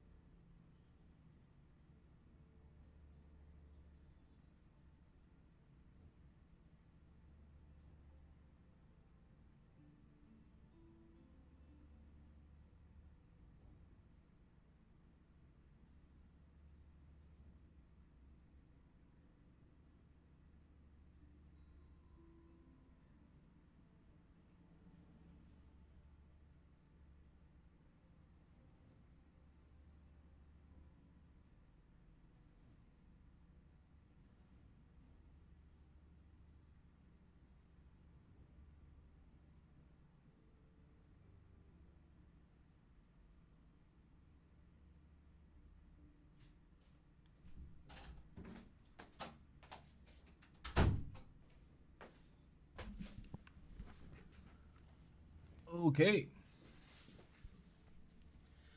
Okay, let's get into this one.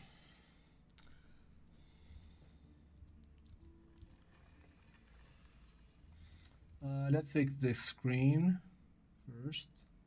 There we go.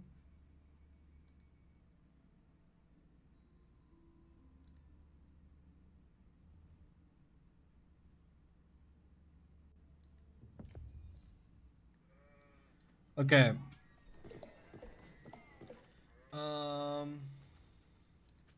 Let's see. So this is Altai.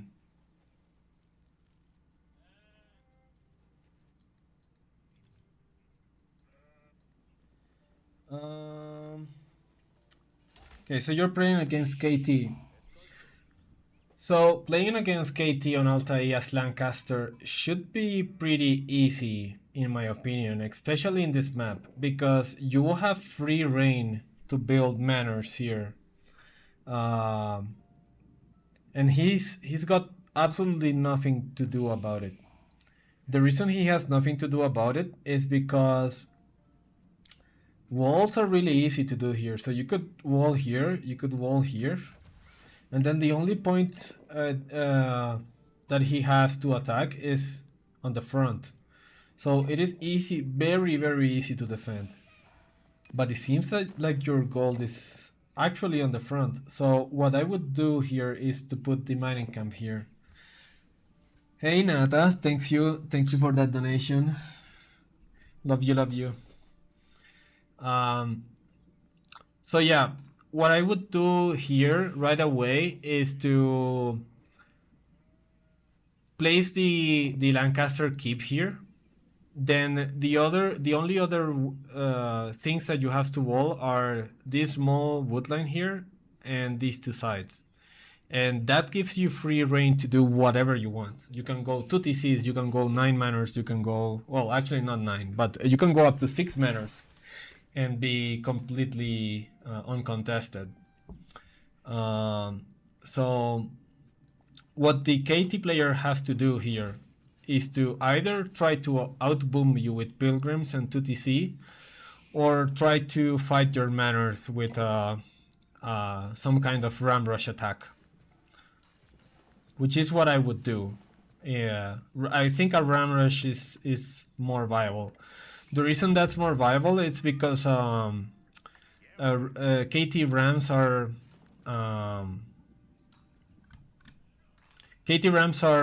less expensive, so ramming manors and the Lancaster castle is much easier to do as KT. So yeah, you need to watch out for that. I would have my scout. Where's your scout? Okay, you're finishing the runabout. I would have your scout like here, looking to see what he's doing. Because you need to know whether he's going into ram rushes or not. It seems for now like he's just going into standard pilgrims, and he went for the French thing. So seems like he's just going to go into Confrere Knights to deny your manners. This is a mistake. This is a mistake because now your gold is completely, your stone, sorry, is completely unprotected. And having the castle here, I mean, it helps defend your gold, right? But if you have it here, look at all the resources that you're defending, and you have it on the front, so he has to go all the way around to deny the gold. And if you wall here, which is a really nice wall that you can do, then he has to go all the way around this base just to find your gold. And even then, you can still wall this, and then you're fine. But instead, you did your keep here, and you were lucky because he sent the Chevalier all the way around anyways, instead of denying your stone. But actually, it seems that you're just going into 3 manors, and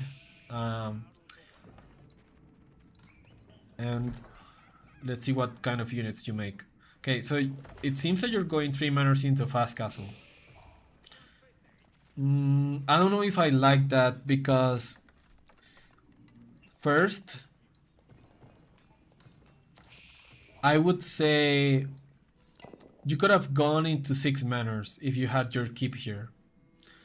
And once you get into 6 manors, you can start harassing his pilgrims. But right now he's having free pilgrims. He could go into sanctuary if he wanted to, and he would have double pilgrims, being totally uncontested. So he will have free gold, even though you're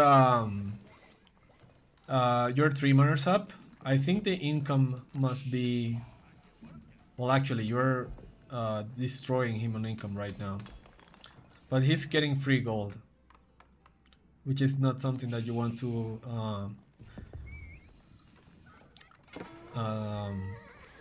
want happen. Okay, white tower. This is a really nice white tower because it defends all of these deer, all of the berries. It partially defends the golds, and you also have another gold here. So this is a really nice white tower. You could even defend the secondary stone by a bit. So right now you're in a really good spot. And you also have a few spearmen to defend yourselves. He found it way too late and wasn't able to do anything about it. But he's still pilgriming safely. Now let's see what you do with this fast castle. You have a lot of options here. You could go into... This is a really nice wall as well, because now he has to dive the keep to actually get to your villagers. So right now you're doing really nice. You're doing really nice, but he's scaling a lot in economy, and you're still 3 manors only. This push here, I don't think it should be able to do anything, because white tower is, I mean, against rams it's not the best, but I think, yeah, he has the right idea. He wants to go around because this spot is more soft. So what I would do here right now is build another wall. Build another wall here and here. Well, actually no, because he has rams, so that there's no point to that. But you should be... Okay, you have a barracks and a stable. You're building knights and spearmen, but you should be building... you should not be going into buildmen right now and into spearmen, because you only have 1 barracks. So you will have to wait up to 50 seconds probably until these men at arms start coming out. And right now you don't need spearmen because he has a lot of archers. So his archers are going to clear even your castle spearmen really easily. You need men at arms and knights right now, which you're getting knights, but your men at arms is really delayed and you only have 1 barracks. So that's a mistake there, because and a mistake that could cost you a few manors, because if you had men at arms right now, you would be able to defend without issue. But now look at the spearmen. These are castle age spearmen, upgraded completely, and they just completely melt against feudal age archers. And you only have the 3 initial men at arms. Imagine if you had like 3 or 4 more and a few more knights. But right now the KT player had the right idea. Now something else that I recommend you to do, even if you have the Lancaster castle, I would recommend you to build towers if you're getting pushed. Because imagine if you had 3 manors, a Lancaster castle and 2 towers here, and all your villagers garrisoned inside. Then this push would mean absolutely nothing. All you would need at that time, now you're going into hovelers, but again, you're upgrading them. This upgrade takes 1 minute and 30 seconds. So now you've been 1 minute and 30 seconds without producing any units from your military buildings. And you're still building spearmen. This is not the correct choice when you're defending like this. So now he has free reign over your manors, and he even got a few good kills. This wall, I think, is, you just put it up right now. It was a little bit too late. But let's see. Now you have no manors at all. 0 manors. I don't know what happened to the knights. You were producing knights a moment ago, and then you stopped producing them. And because you stopped producing them, then you lost all of these manors. Because you didn't have any units to defend. And you're also getting housed. So yeah, I think you were doing just fine. You were doing perfectly. But you didn't produce any units. All you were producing were a few spearmen. You still don't have any men at arms. Now you're really behind. Now the income of the KT player is going to be able to skyrocket. This was a really amazing push. Look at how much shots that it takes from the archers to kill one man at arm. This is why you needed men at arms as fast as possible, because even if they don't counter the confrere, you can still defend with them pretty effectively. Now this army should be able to kill all of this. If you're able to kill all of that army, then you're in a good position.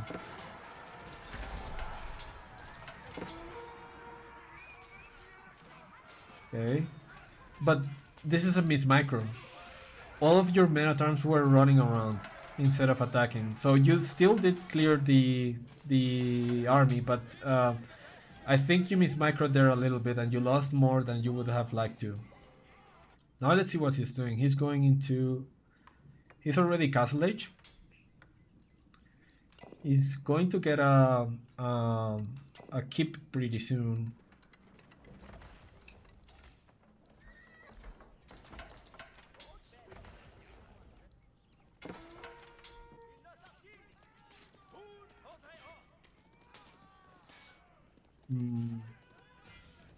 You're still, I mean, you're still in a good position to win this. You have castle advantage. You could be getting all of these relics, and you should be reconstructing your manors, which it seems like you're trying to do, but you don't have any wood to do so. So your villagers are actually not distributed correctly. You should be getting much more wood.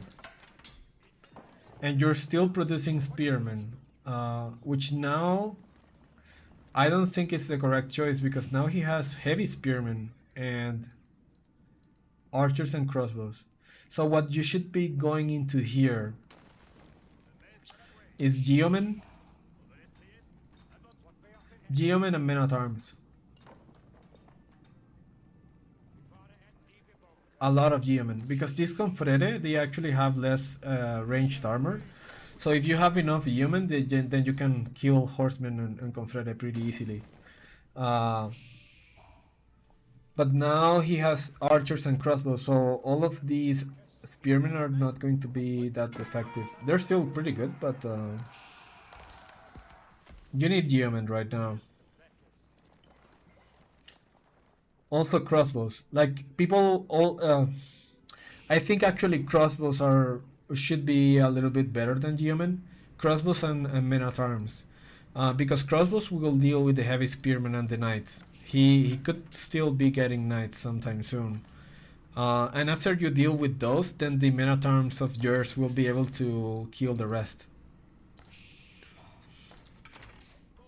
But you're now investing into geomen, which are good. But you gave him too much space, and you still don't have any manors. You only have one manor. You took way too much damage from that push, and now he has free reign to do whatever he wants. He even has 2 DCs. So from now on, it's going to be really hard.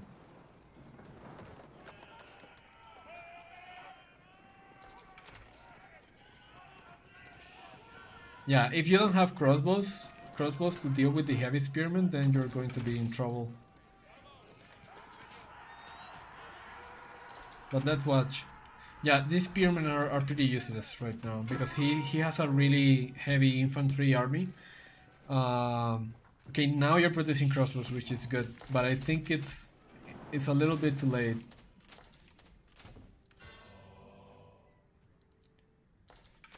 And now I think he gets starting to get more stone for keeps. Yeah, I'm starting to get worried about the economy, because now he Look at the economy. He's up 700 resources. He decided to go back with his army, which is, I think, best for him because you're stuck in this corner of the map and you don't have any gold. Your only gold bin is this one. So what I would do from here is build, use these knights to at least do something, like contest anywhere, something.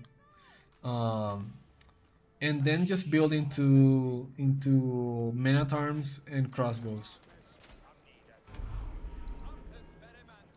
All of these 23 spearmen are not going to be really effective. But yeah, I think you took way too much damage on the early game, and you felt confident because of the white tower. But he found a weak spot. So the reason you lost so many manners at the beginning is because you were going into upgrades first instead of going into men at arms and knights to defend yourself. So now the issue with KT, the reason why people say KT is bad at the high elo is because KT in feudal is shit, is complete shit. They have a weak army, and they have to protect their pilgrims. But because you went into Castle Age and then didn't protect your manors correctly, you lost the opportunity to deal damage to this KT, and now it's way too late. He has a keep here.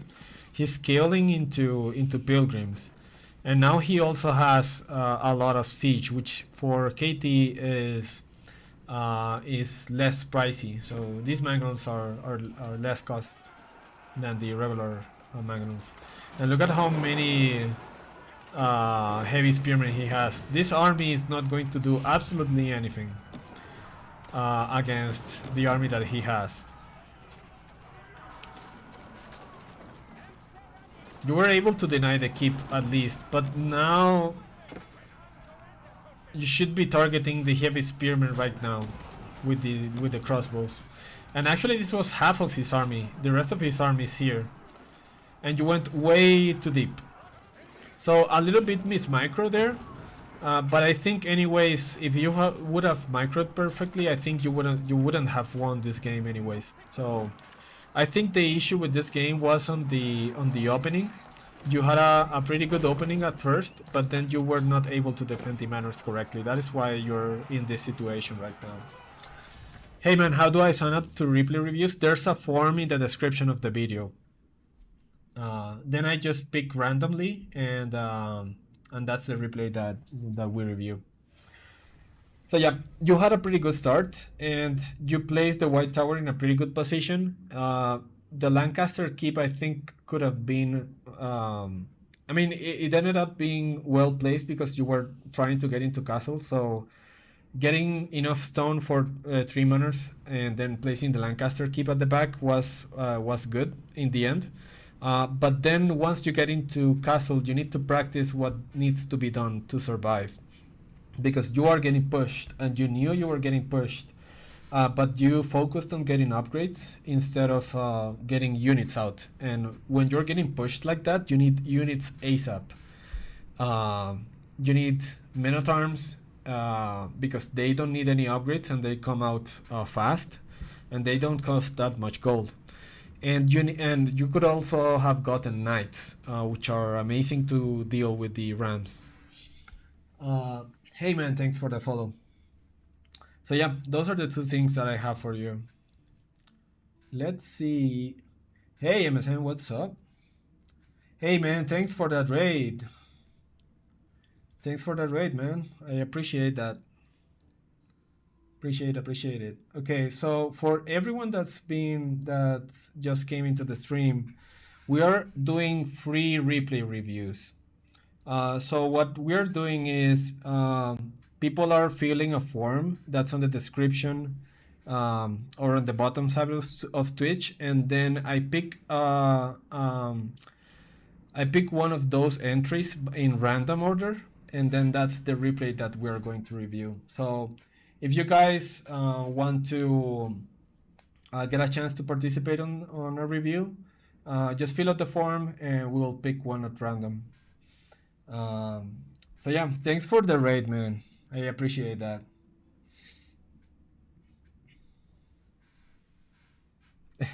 Yeah, I mean, I can pick yours. I can pick yours, of course, because you rated. Yeah, that's really really true.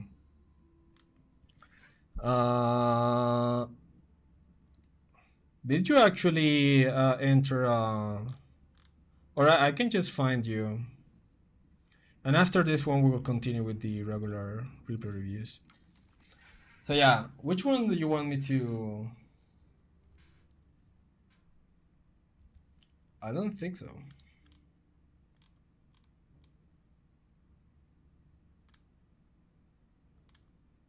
Did you fill out the form, MSN?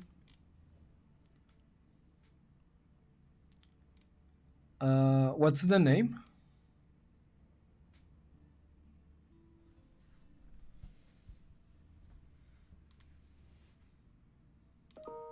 Oh, hi, Mama. I'm on TV. Let's see. Yeah, here it is.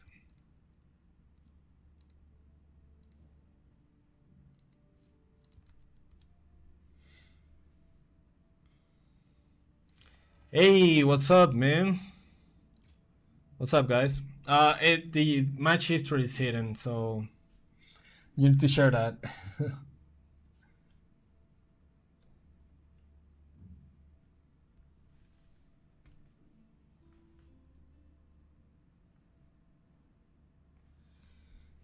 Hey, Horde Queen, thanks for the follow.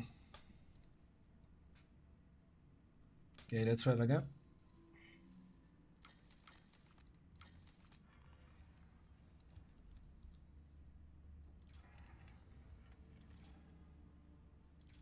I think it takes a little bit.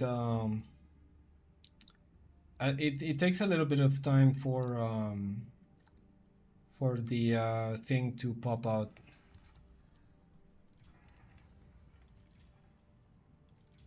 Mm.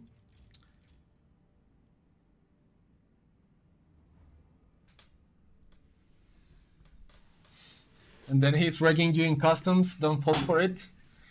I mean, he can wreck me anywhere pretty much. I think. I'm going to reload the AOE, so maybe that makes it work. To see, because I think it takes some time for the replay reviews to for the profile to be shared. So let's see. So yeah, which replay do you want me to see? By the way.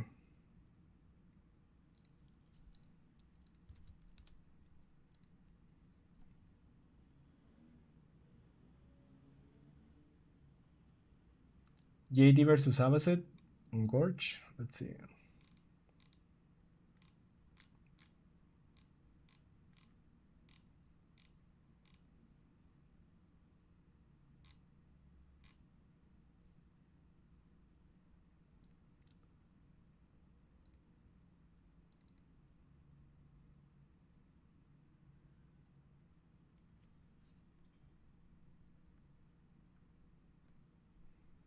AOE is taking a time to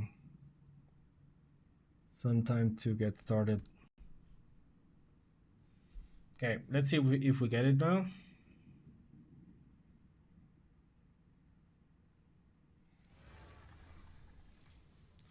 Dude, I every time I get into AOE, I'm always hoping for a patch, but I'm starting to think that we're not going to get a patch up until the DLC, because it's been like 2 months since the last big patch that we had. Okay, now we have it. So you said JD versus Abbasid.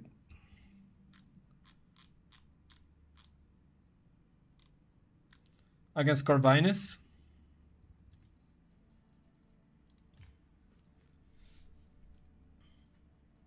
Okay, should be this one. 13 minutes and 10 seconds. Holy shit. Okay. Oh, even before looking at the replay, I think I already know what you're going to do here, because I saw a game of you recently. So I'm not gonna spoil it for everyone if you're going for this strategy that I'm thinking of. So let's see. But I don't know that if that works against JD. Let's see. Okay, so Abbasid against JD. How would I approach this?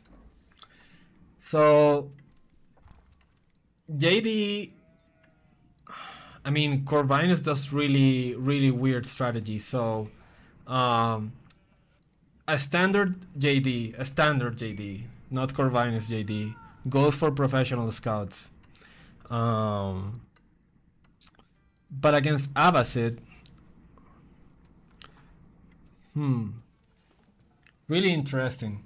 Yeah, I always try to analyze both players. So even if I see something interesting coming from the opponent, I always try to point it out. So let's see how the scouting starts. So this is a really interesting scouting pattern, because normally people go and scout one side of the map, but I think you might have seen his scout and then decided to go to trick him into going to the other way. But now it seems like he's trying to get all of the sheep from your side, and it's just a scout battle at this time. In the meantime, let's see what he's doing. There's still nothing happening back at home, but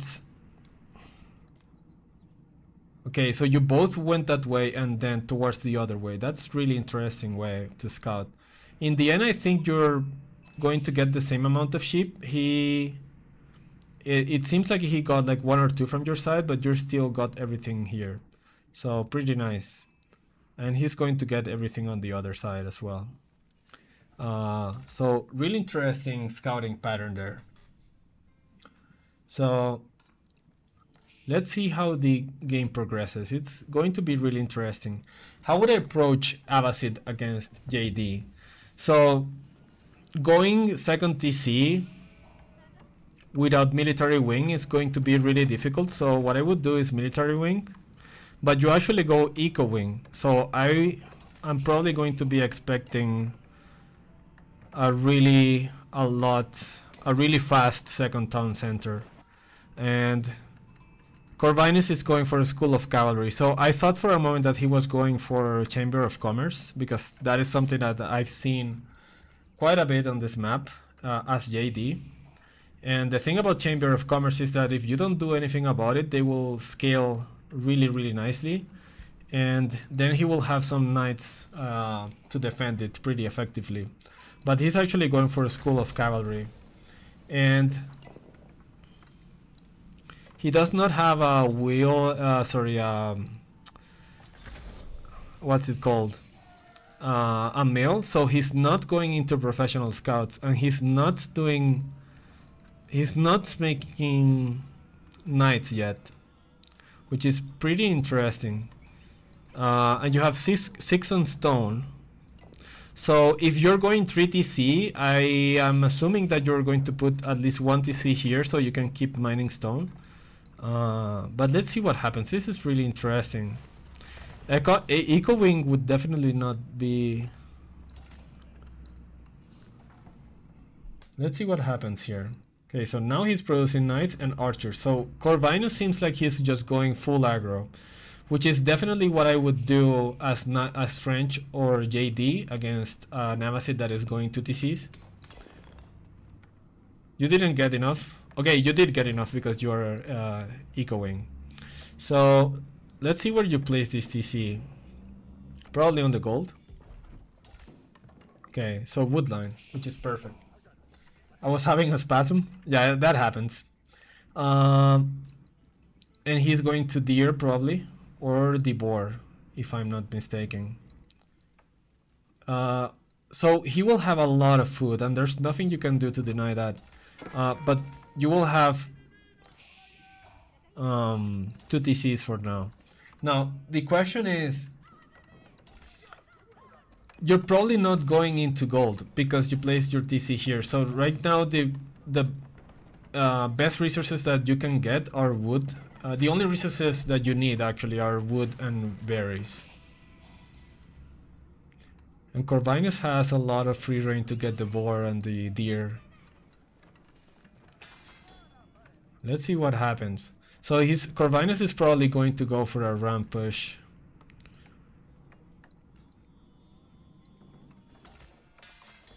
And this is barrack. So this is not the build I was thinking.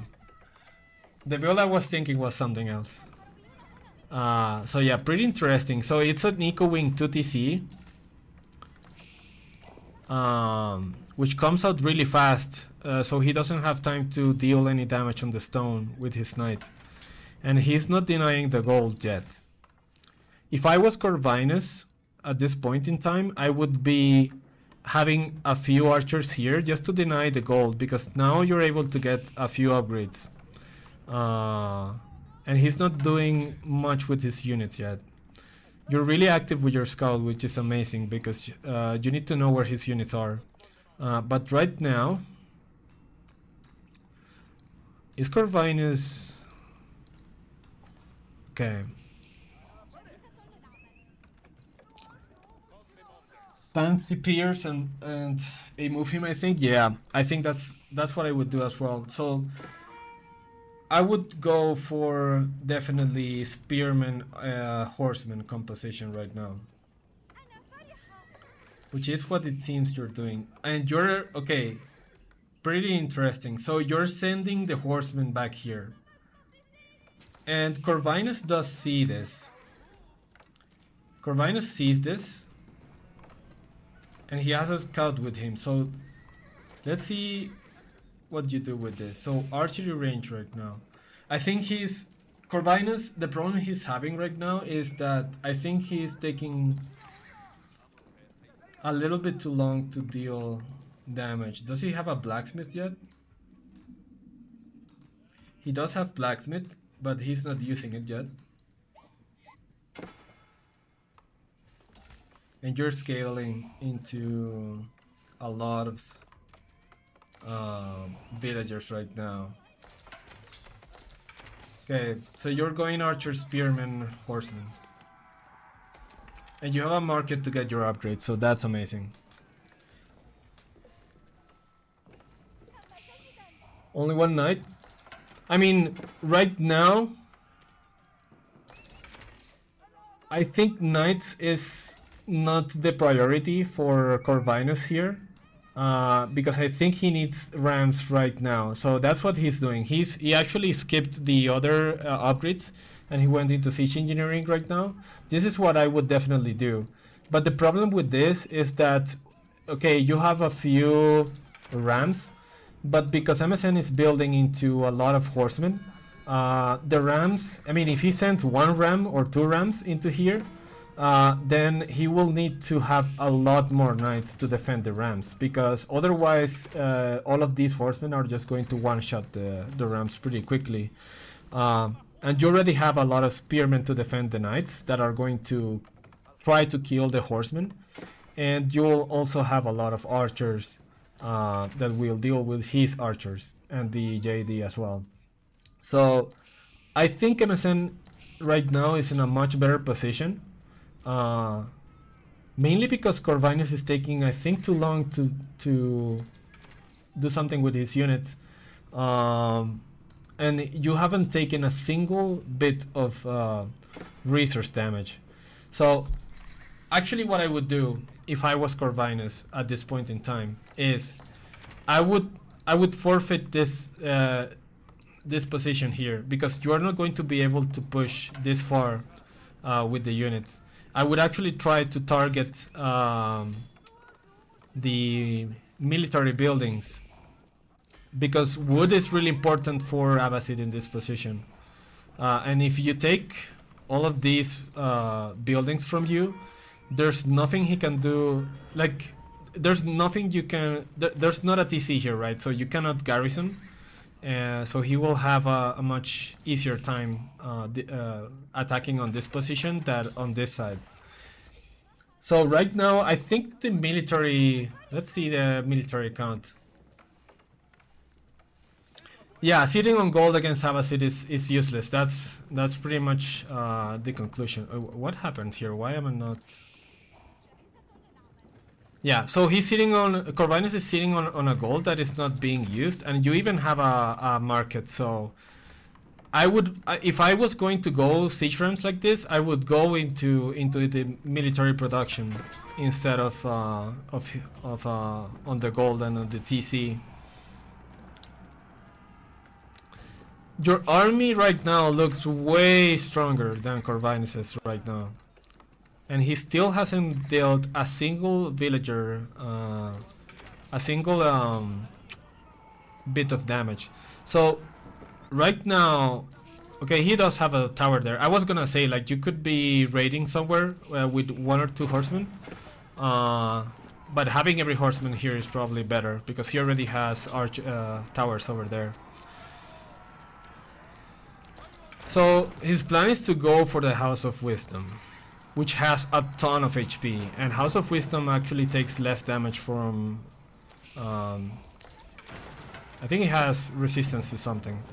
So now, where are the rest of your units? Actually, they're inside the TC.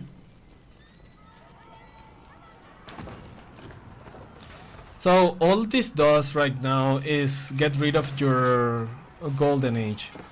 But Corvinus gives you way too much time to build into units. So now this army is way stronger. Okay. Okay, I see what is really interesting. This is already an all-in. So let's see. He's targeting the spearman pretty well, and although I thought for a second he was going to build a keep in your face, but then I remembered that he's in feudal age still. So this is not going to work. So this did, I think, nothing because he gave you way too much time, and now he's just in a spot where if he doesn't win right now, he's dead. So he just decided to pull all the villagers. But yeah, that was amazing. I mean, the second TC was extremely well placed, and it was placed defending the wood, which is extremely good for your part, because you don't actually need gold. You need wood and food. That's all you need. So you didn't lose a single villager. And meanwhile, Corvinus was he was fixated on ending the game in feudal age, and I think it took way too long for him to build the siege rams, and he built them on a place where he actually was not going to do any damage. What I would have done is to build one ram really quickly on the opposite side of your base, and I would have been trying to attack the military buildings, because the wood is the most important resource for Ava in that position. And yeah, he just allowed you to get way too many units, and at that point it was like 12 minutes and a half when he made the push, and yeah, he just tried to pull everything so to see if he could win. But I think if you don't deal any damage against Abbasid and you're investing into units and siege rams and everything, you're not going to have a good time, because horseman, spearman, archer is really good to defend. That was an amazing game, MSN. That was awesome. I'm off. Thanks. Yeah, have a good day, man. Thank you for the raid. I appreciate that. I would have still raided with 3 horsemen if I was a better player. Yeah, I mean, the 3 horsemen would have done damage if they were sent earlier, but he already had a tower over on the board, and if 3 horsemen really die really quickly against just villagers and a tower, so probably it was best to just remain, keep the horsemen at base. So yeah, that was an amazing game, man. So yeah, let's keep going.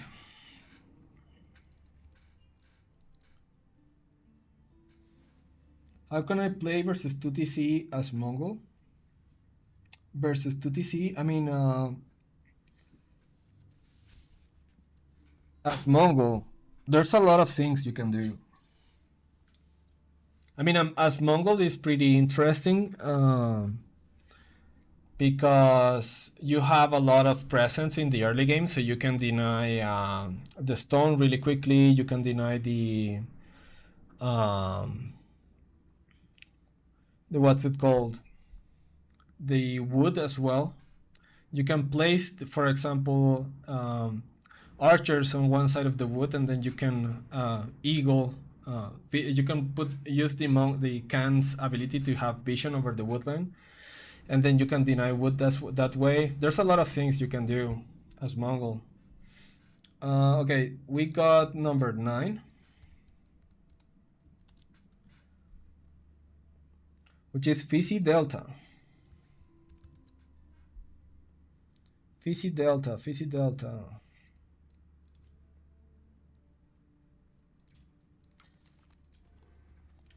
You wanna judge a team game? I can, yeah, I can take a look at team games too.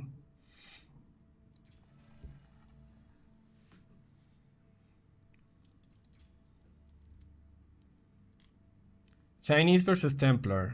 On the second, Chinese versus Templar.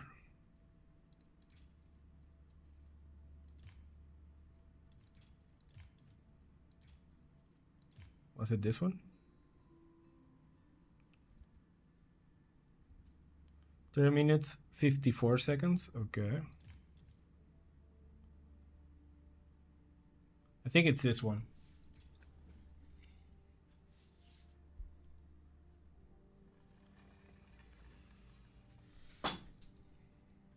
Okay, so right away, you say, how can I optimize my gameplay? I am console, so my APM is poor. And you are playing Boulder Bay, which is a water map. So Boulder Bay, the way it is played, okay, so you are going into wood right away, which is the correct thing to do. So the thing you can do to optimize is, well, as a console, I've never played on a controller, so I don't think there's much I can tell you, but as a general rule, I think it's good to take advantage of the auto queue. I don't know if that works for dogs. It seems like you were scouting for where to put your dog, but then you went straight into mail. So Boulder Bay, when you're playing Boulder Bay, you always want to play for water. So how can you optimize? I would say look up at least one water build. And China is a really strong. Actually, I'm looking at China. You're a KT now that I think of it. But okay, it's the same thing. You're going into a standard land build on a water map. So the first thing that I would advise you to do to optimize your gameplay is to practice at least one water map, because going into water think of it as going for 2TCs right away. So if you go into water and you place a dock, you can start producing boats as quickly as possible, and that is pretty much like being on 2TC, because you're producing villagers from 2 buildings at the same time. And KT, you need to think of KT as the strongest water civilization in the game. The reason for that is because you don't have to build lumber camps, and your villagers gather faster because they don't have to walk back and forth. So what I would suggest you to do is to practice at least one water build, because that's going to optimize your gameplay so much more. And especially when you're playing KT. If you really like KT, you should definitely be looking to practice a water build. So it seems like you're going to 2TCs, which is fine.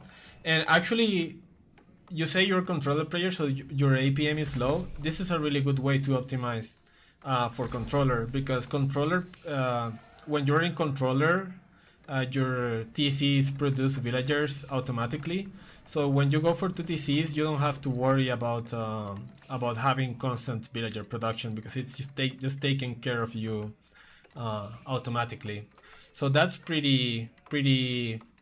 I think a pretty good way to approach. But actually, it seems like you don't have. I don't know how it works. I think you have to manually activate it. But yeah. So now you're going to Confrere, which is fine. And your opponent is also going for second TC by the looks of it. But his TC is really delayed. It's 7 minutes. And he still doesn't have a second TC. Meanwhile, you're already on the producing. So something else that I can tell you if you want to optimize your APM is to make it a habit of building really good walls. The reason why walls are better than just building static defenses is because if you build towers here, for example, you still have to pay attention to the map and you still have to garrison your villagers whenever you are getting attacked. With walls, you don't have to garrison anything. You can do a really quick wall here, or maybe if you want, you can do a really quick wall here, and then the only point where your attention needs to be is around this side. Because if you see maybe a raid coming on this side, then you can respond to it much more quickly. So make it a habit of building walls if you're having trouble with APM. And APM really takes a hit when you get raided. So, wow, that was really weird to see. So try to make it a habit. It's always good to have walls because you don't have to react as quickly as when you have just towers. So it seems like you are going into Confrere Archer, which is really fine. That is pretty good for defending the pilgrims. And now you did go into water, which is amazing. I know at this level water might seem really scary, but going into water is an extremely good play. So that's really good that you did that. What's this map? This is Boulder Bay. Boulder Bay, I think, if I'm not mistaken, this is actually a ladder map. That right now it's not on ladder, but it is a map that goes into rotation really quickly. Now, this is what I'm talking about. So he is trying to go for walls to avoid being raided by your unit. But look at this wall. This is really expensive. Like, he could have gone for this wall and this wall, which is much better. So try to think of walls like that yourself when you're trying to defend. But now you have a lot of units, and you have a lot of units that are idle at this time, and this is really bad.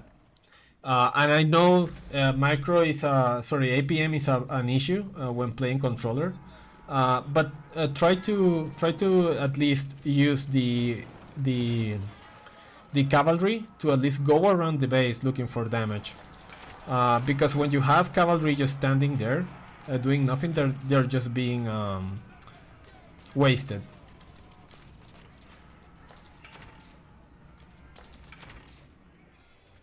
China do wasted tons of resources only to have gate burnt with Confederate? Yeah.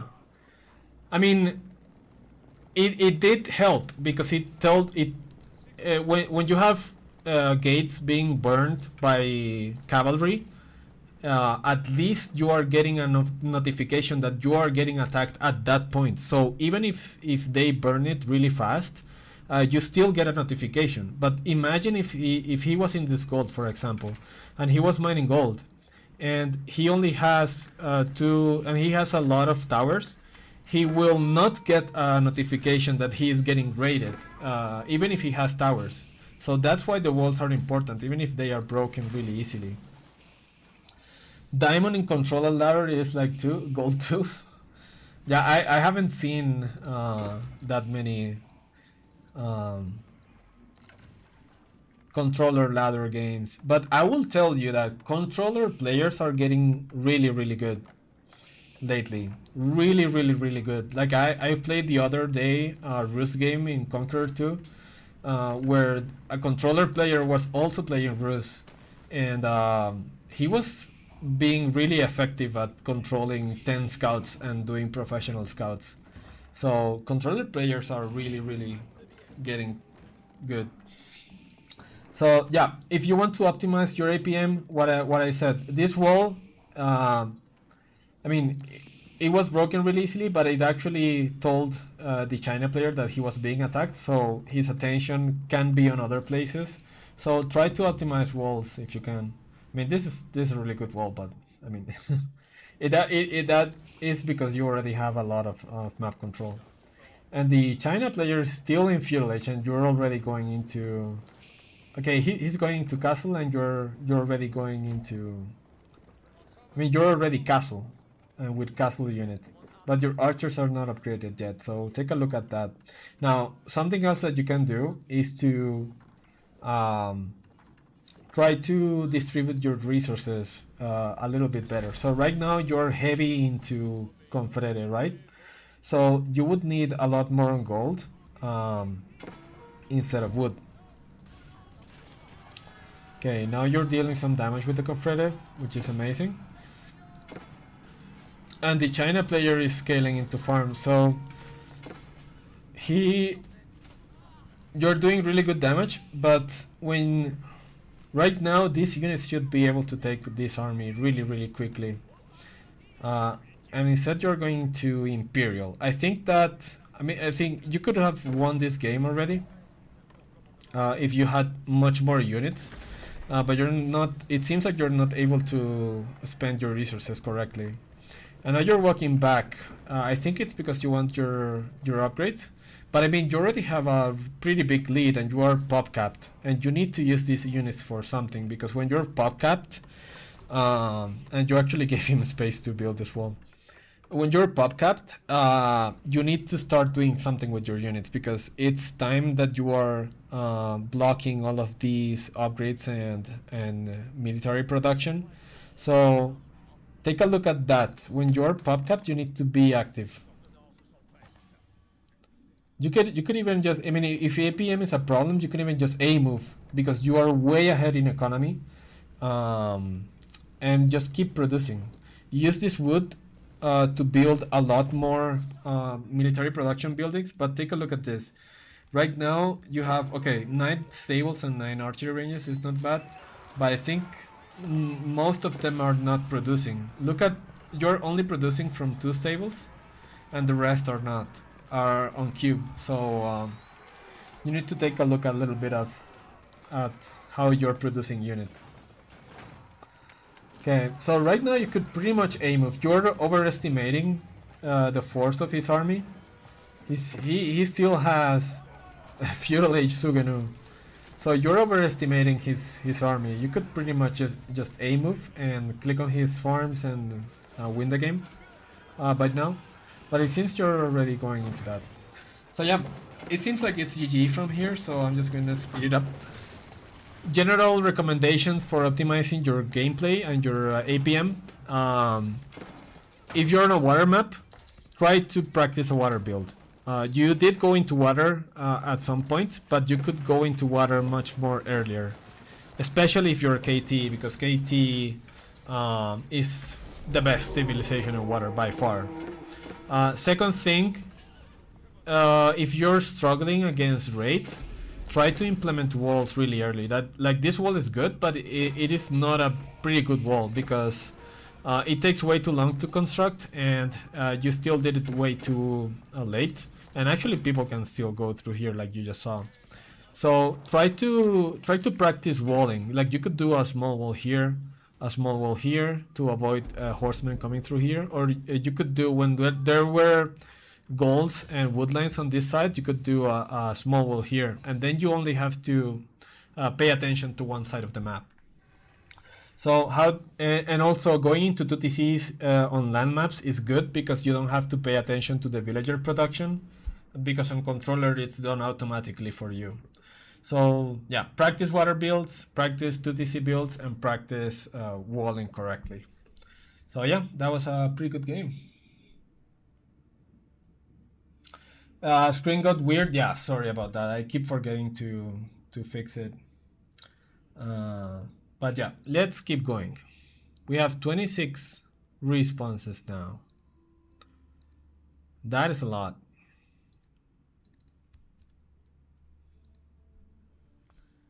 Yeah, sorry about that. I had the it was an OBS thing that was blocking the resources, so um,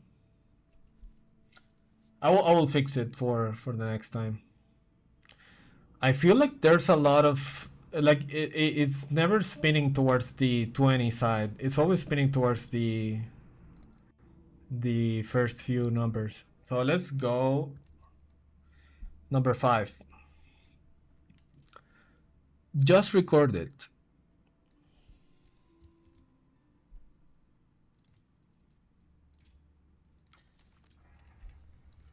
Just record it. Okay, so he's a Diamond 2 player and he's hidden his match history. So if you are in chat, let me know so I can wait for you to unblock the history. But if I can't find the replay, then I won't be able to analyze it. So yeah, you have 10 seconds to pop out in chat if you're there. Just record it.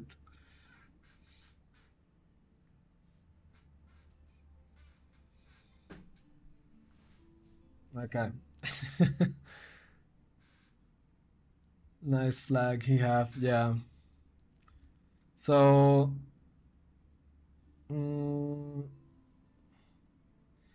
yeah, there is a section here where I here like you need to share your profile. So yeah, let's go another one. Since I can't find it, we need to keep moving.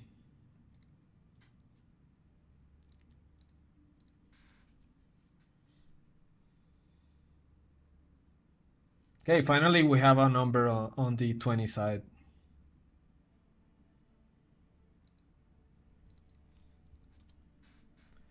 19, rank anxiety.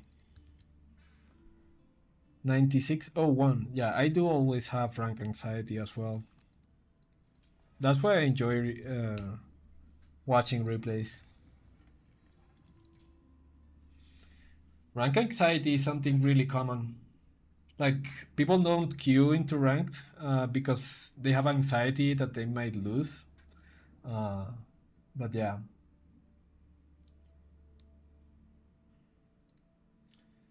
31 8th.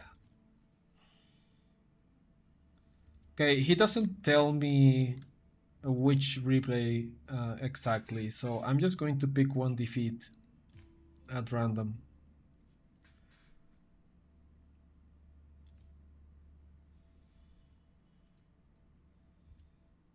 Let me fix the overlay. Okay, there we go.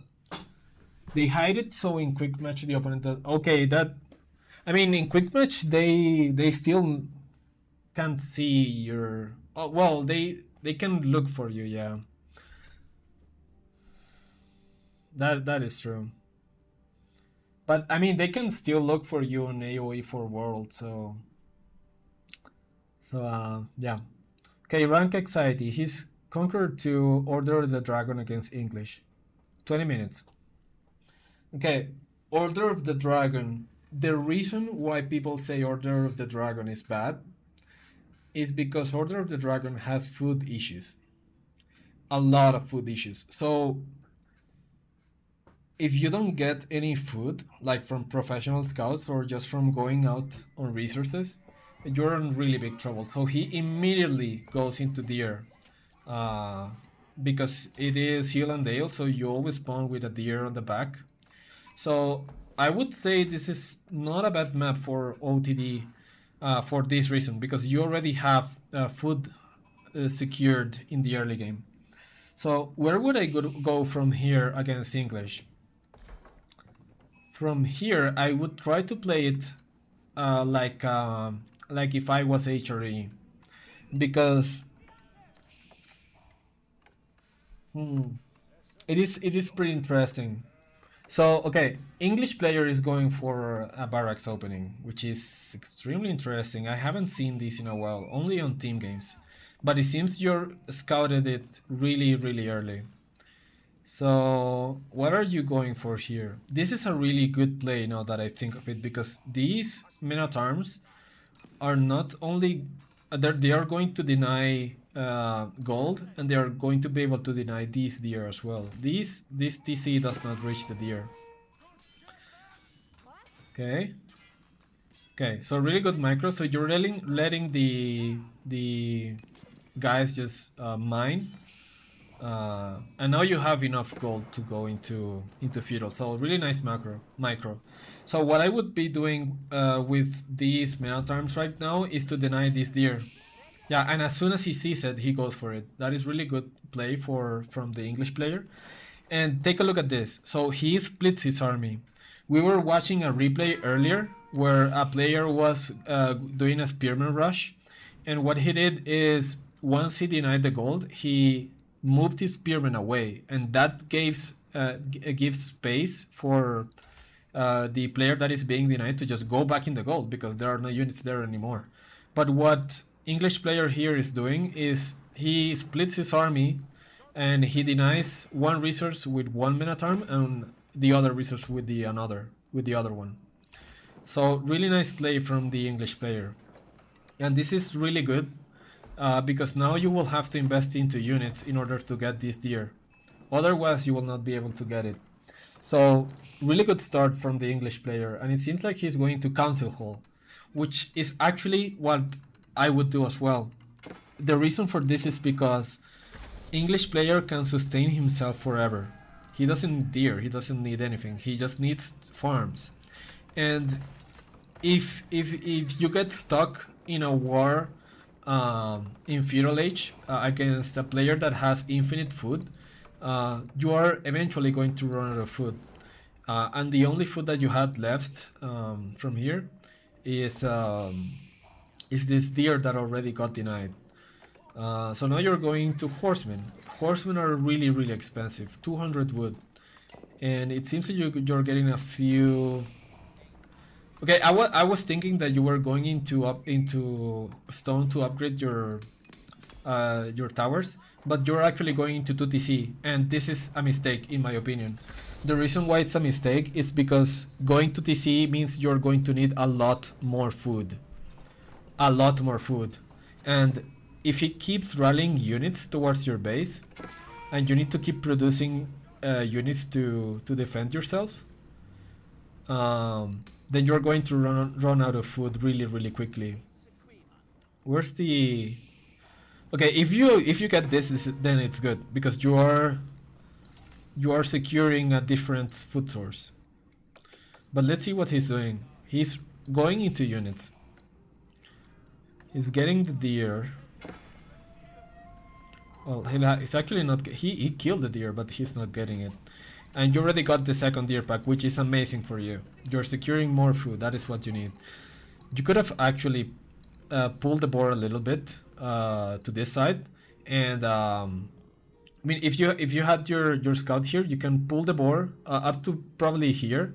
And then you can build your TC here and build a few walls so he doesn't just come over that way. But I mean, TC here is still good. So yeah, let's keep seeing. So English player is going full on aggro, and he still has a lot of food. He has deer, he has sheep, and he will soon be coming into farms.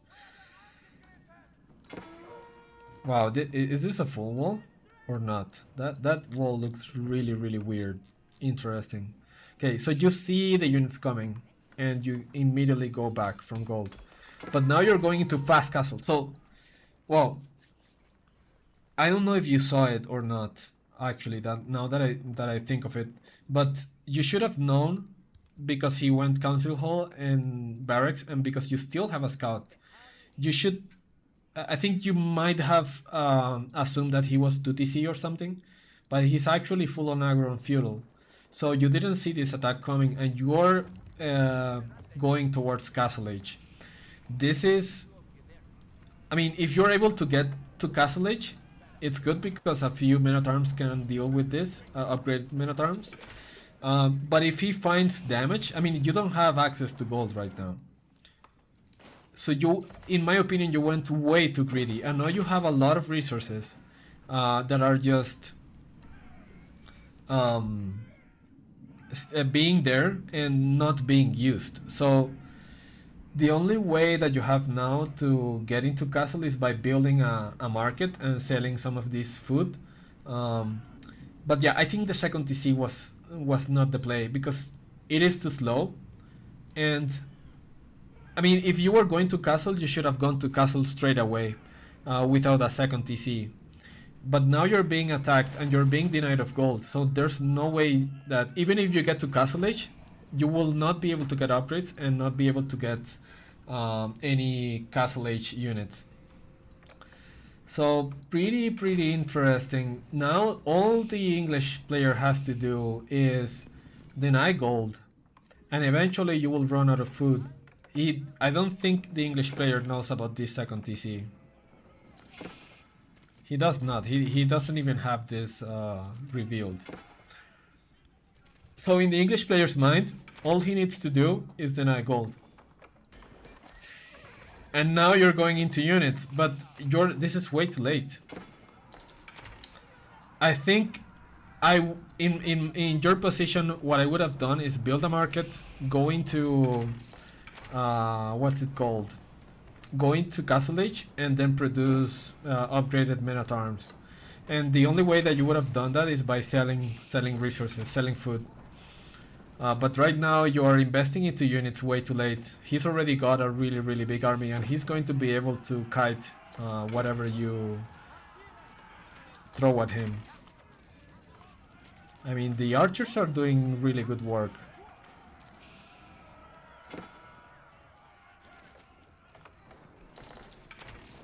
So floating a lot of resources.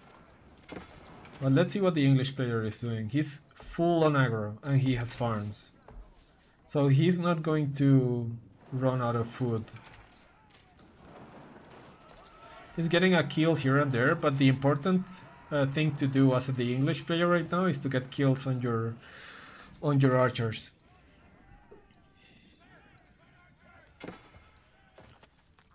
Now you get gold here, which is amazing. If you can get, I mean,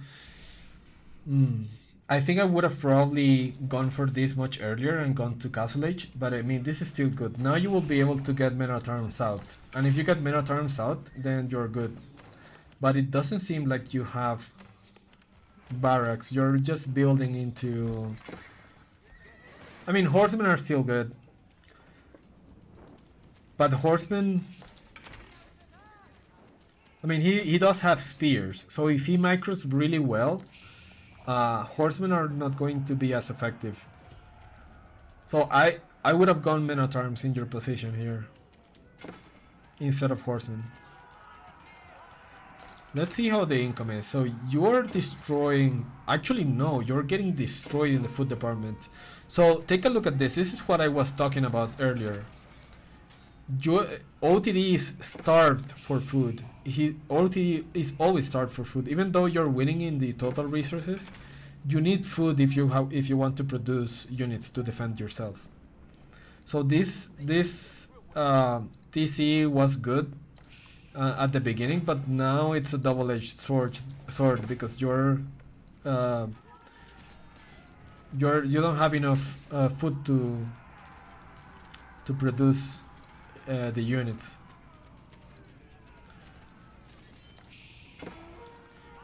Okay, so Gilded Archers have a little bit more range. They have 5.5 range. So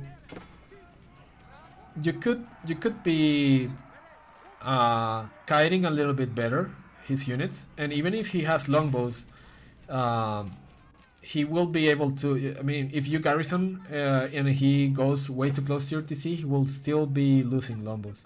So right now the English player is denying your gold, but he's giving you way too much space. Okay, so you got a little bit of gold, but now you went into boar. So you don't plan to go into Castle Age, by the looks of it. Now something else. He has longbows. So these villagers here, they could be mining this wood line by this time instead of having them on this side, which is really exposed. And something else too, before you move the villagers to the ship, you could just select all your sheep and move them to the backside of your TC, because from here he can poke you with longbowmen. And it seems like you keep wasting, you keep engaging into his army, because you think that you have an army that can counter these longbows, but you every time you go on the front, you keep losing units, and losing units at this point is really bad, because you're look at this. You have 34 people on food, and you still don't have enough food. Now you have to go into berries, but you don't have any sheep left. You're almost done of sheep, and this is the only food left. So this is what I was talking about before. You still have this deer, by the way. If you get stuck in a feudal battle producing villagers, units, even if... Oh, and now he finds your food. Even if you're 2TC, this is not the play for OTD, in my opinion. Against a civilization that has farms and that can keep producing infinitely in feudal age. Forward Akin hurt a bit. Yeah, forward Akin was really unfortunate as well. I learned so much from this replay. Thank you so much. Hey, it's my pleasure, man. I'm happy to help. So yeah, you keep the reason he's losing this much is because he keeps underestimating the English's army. So once the gilded archers are done, then the longbows can deal with the men at arms really easily. So he keeps engaging when he doesn't have to. And even though he has like 1,000 villagers right now, there's nothing he can do with the villagers but to make farms. And this is really expensive. He has to go on berries. So yeah, what I would have done is I would have just played like HRE. Get this deer as fast as possible. Then go straight into... what's it called? Into Castle Age. And once you're in Castle Age, then you can fight this army pretty easily, and then you can fight for map control. And you can get food that way. But because you went to DC, you run out of food much quickly against an opponent that has infinite food. And I think that was it. It was a matter of not getting the resources appropriately. And you could also be a little bit more optimized on the way you move your units. You lost a lot of units to longbows picking them off from afar. So there was no reason for you to fight on that point, because he's not doing any damage to your villagers. He's just standing there denying your gold that you don't need at the time. All you need is archers, and if you don't want to go into men at arms, you can go into horsemen. And yeah, you had an opportunity. You had an opportunity to come back, but you kept losing way too many villagers, too many units, and you could have just made a lot of horsemen and archers on the back and wait for him to engage into you. And if you move your villagers to the other woodland, there's nothing he can do to harass you with longbows.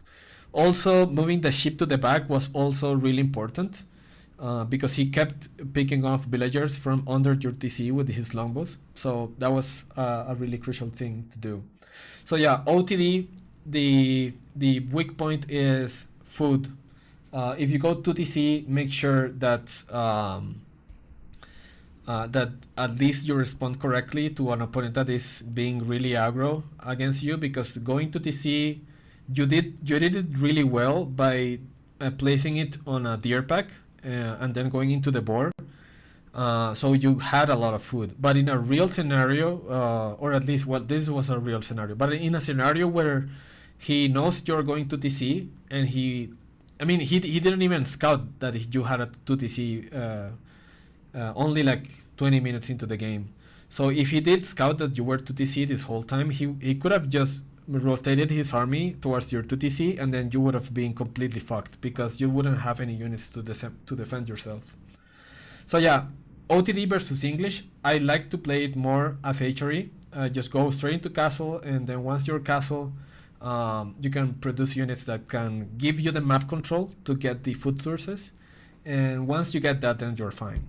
then you can go from there. You can get the relics. If the English goes to TC, you can get the relics much faster. And yeah, I think that's pretty much it.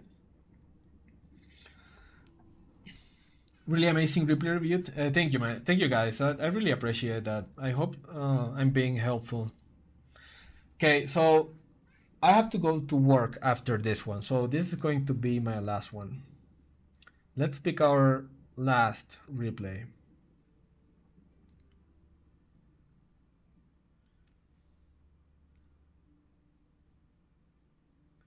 I forgot to put the let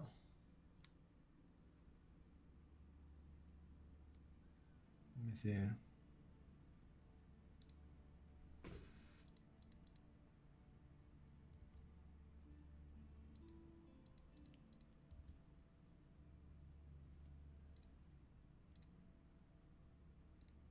Okay, let's pick our last one.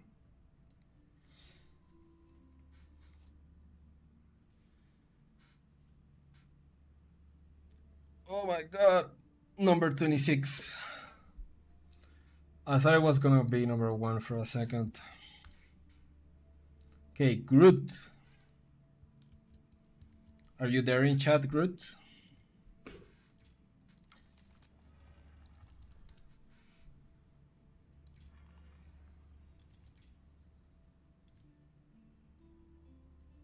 Okay, so Groot is saying on the 21st versus HRE.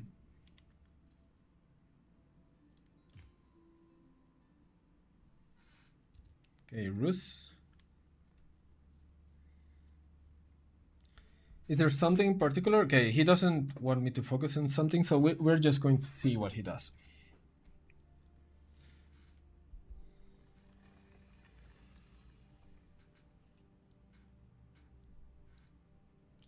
Okay, so Rus versus HRE. How would I play this? He used to coach you back in the days? Give me just 1 second. Let me fix the display. Okay, there we go.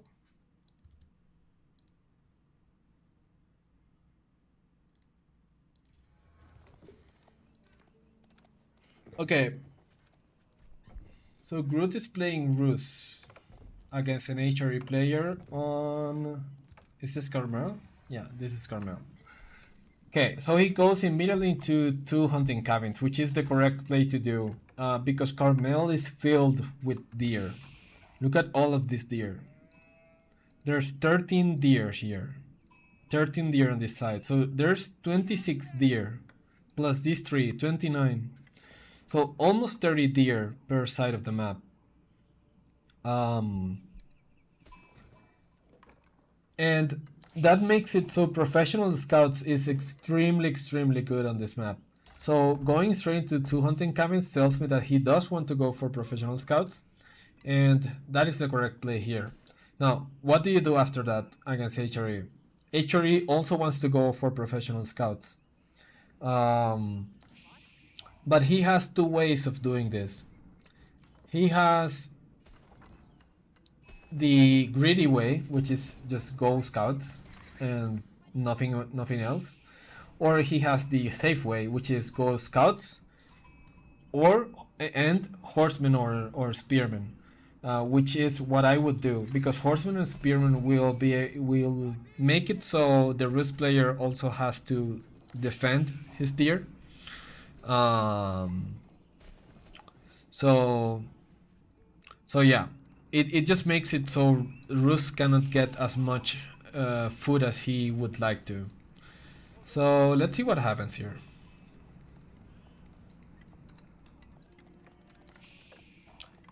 Minework Palace, okay, interesting.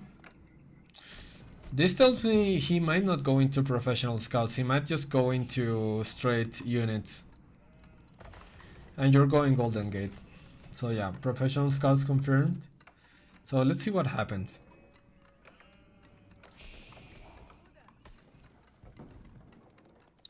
How many scouts do you have? So you have 3 scouts. One of them is AFK here, but you move it right away. So that's good. And I wonder what he's doing. So he doesn't seem to be going for professional scouts because he doesn't have a mill yet. So he might just go into straight units, which might work. Let's see what he does. So now, 434. Still no professional scouts, but if you sell food right now, you will get enough. So it's just a matter of time. You sell food and you get pro scouts. No pro scouts yet. Okay, this is a okay. So this is something you have to work on. You had 20 seconds delay on your professional scouts, and it might not seem as much, but that is really important that you click professional scouts as quickly as possible. Because the faster you get deer into your base, the less chance your opponent has to deny that deer. So it's really important that you pay attention to your resources, and as soon as you get the enough resources for pro scouts, then you immediately go into pro scouts. Okay, so pro scouts is coming in, and as soon as that comes in, then you start picking up. One of your scouts is looking at what he's doing. Your HRE opponent, I'm not sure what he's doing. It seems like he's going straight into Castle Edge, but the problem is he's running out of food. So this is the issue with HRE, because they pick up because they get resources faster. The resources run out much quicker than usual. So he's going into a timing attack, I assume with knights and steel barding, which is fine, but if you manage to defend this correctly, you will be in a really good spot. So something else that I can tell you is that you have no idea what's happening on the other side of the map right now. You should have at least one of these scouts looking at what he's doing, but now you're taken by surprise. He's now in Castle Age, and it seems like his build was not correct, because he has some delay on his upgrades and his knights. And now where do you go from here? I would not advise you to go horse archers, because horse archers against knights that have +2 ranged armor is not going to be a good time. It's going to take you like 50 horse archers for you to do some damage. But you have an opportunity here because you have an opportunity here because he's not using these knights to harass you. And let's see, you're going into knights as well. I mean, this is fine, but I would rather go into crossbows right now because he is going to have stronger knights than you. I mean, Rus knights are still good, but he's going to have knights with +2 armor and a lot of upgrades. He still hasn't got it yet, so it took a lot of time for him to do any damage, and now I think he lost the opportunity. This second town center is extremely greedy, really greedy. Knight's crossbows is a really good play. But what I was saying is that you could go into crossbows first, because let's say this was a different player, a more aggressive player, a really aggressive player. Let's say he used these knights that he already have 2 minutes ago, because he already had them 2 minutes ago, to start harassing your wood line, and you didn't have any military buildings yet to defend yourself. If you had 3 knights here without any military buildings, that is game over. You just lost the game right there, because you don't have anything to kill those knights. And his knights, because he went Minework Palace, he can get this upgrade which gives him +2 ranged armor. So even if you have a wooden fortress, it really doesn't matter, because if you garrison all of your villagers, it will take them ages to kill the knights. So you were really lucky this time that he decided to just focus on the relics instead of attacking you with the knights. But he's giving you way too much time right now. And you're also getting his deer now, which is extremely good from your part. Really, really good. So this is the only food that he's going to be able to get, because all of this deer is going to disappear in a moment. So really nice. Now let's see what you're doing with your knights.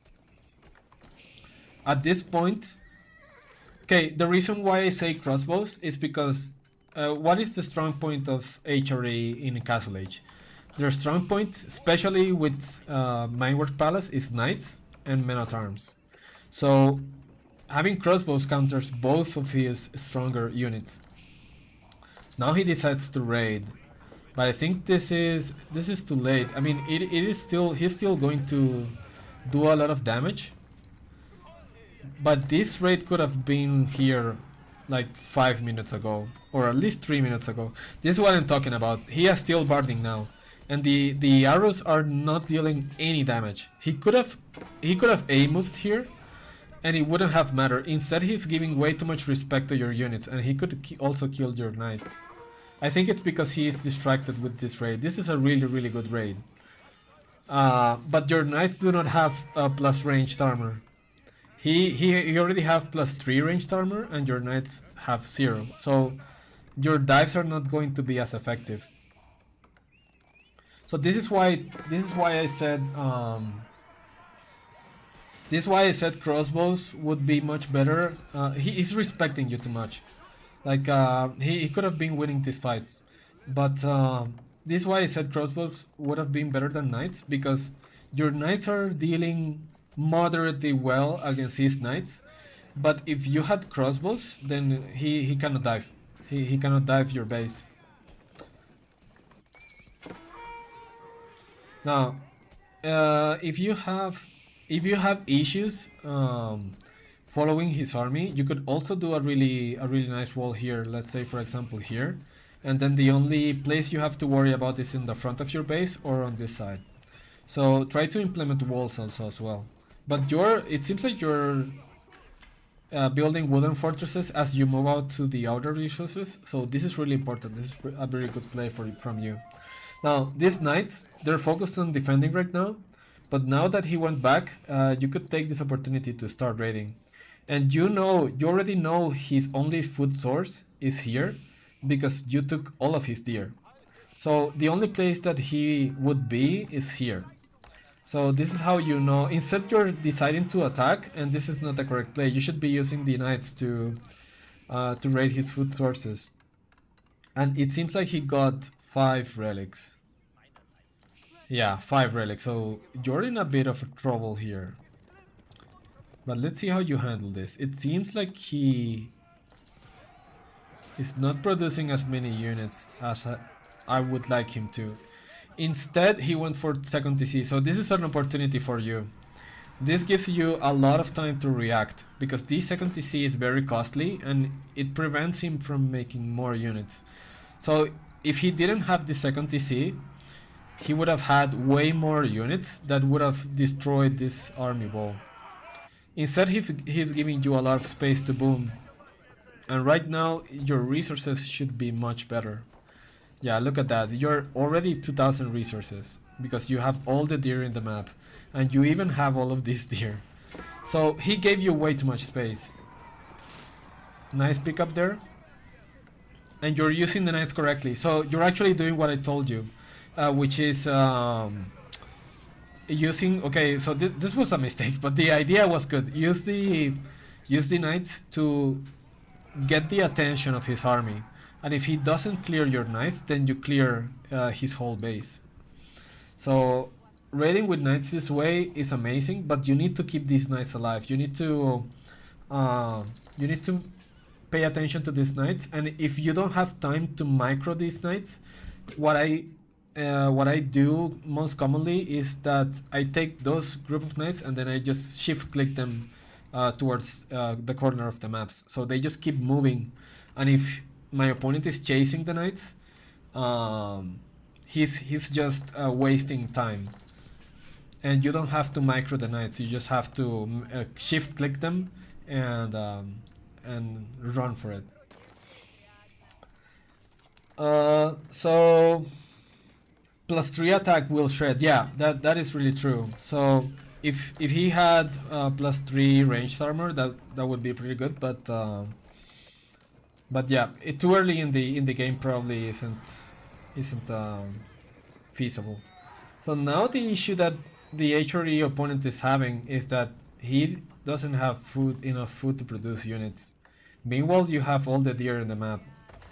He already lost his chance, and this is an extremely good play. You always want to do something like this in Carmel, because as you see, there are really there's very little gold on the sides of the on each base, and all the golds are pretty much on the middle, or the big golds and the regular gold veins. So securing the middle is always a good thing to do on this map. And now you have even enough resources to go into Imperial. And I believe your opponent is nowhere near. Okay, he is.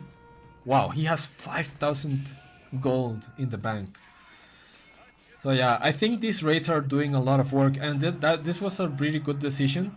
I very commonly see people that run away with knights from spearmen, but when you have 10 knights against 5 spearmen, you can pretty easily dispose of them.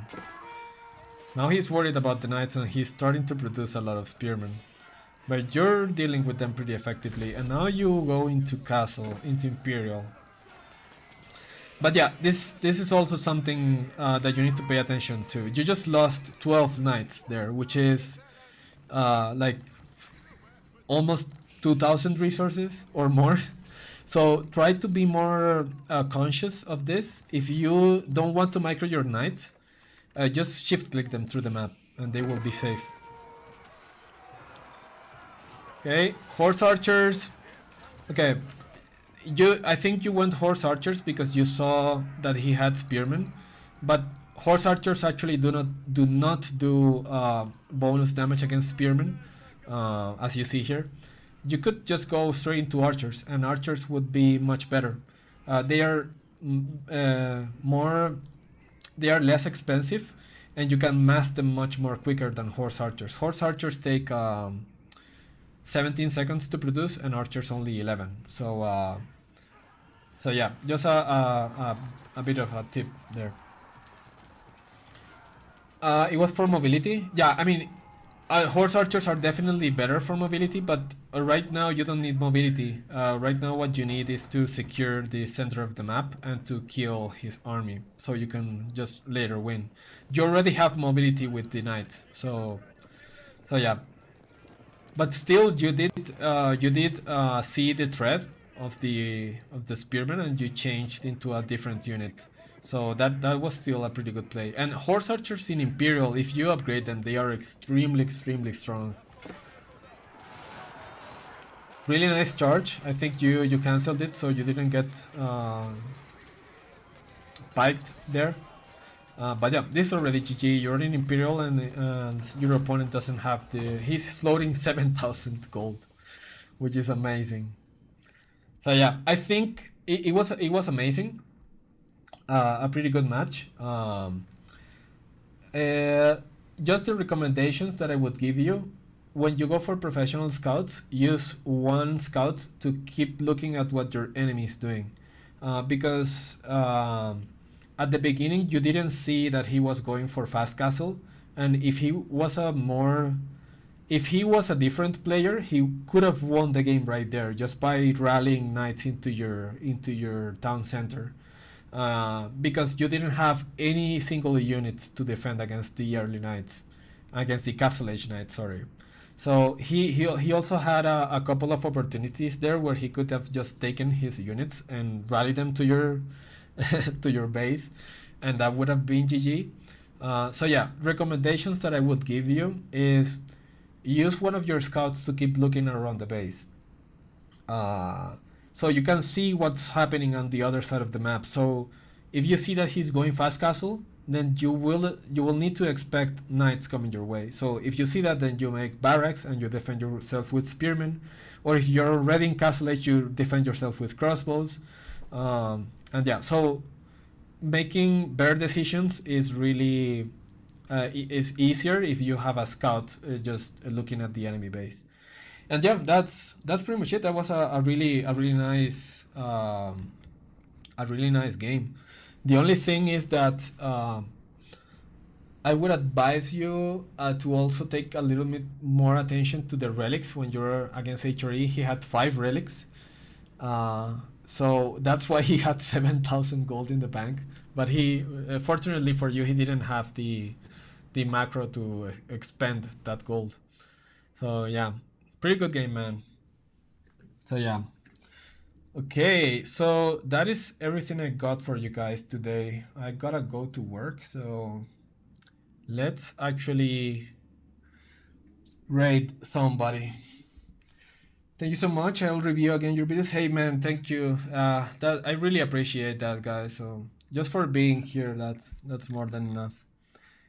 So for everybody that's still here, I clear this form every week, so people get the chance to participate next week. So if you already put up your response here, make sure you do it again for next week's uh, replay analysis stream. So yeah, let's rate somebody. Who do we rate?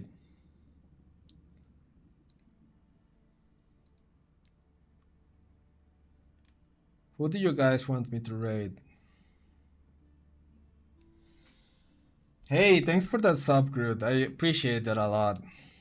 Appreciate that. Sir Penguin?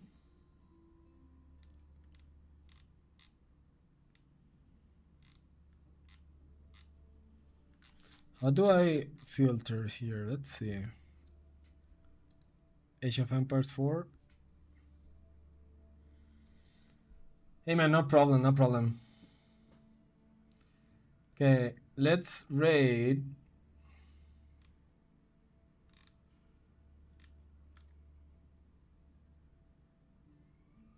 Let's actually raid Horde Queen. They were pretty amazing on my stream, so gotta give something back to them.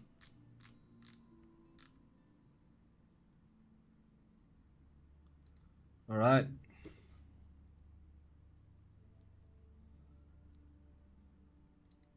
Right, guys. Thanks for being here. I'll see you in the next one. So, had a lot of fun. But yeah, bye bye, my man.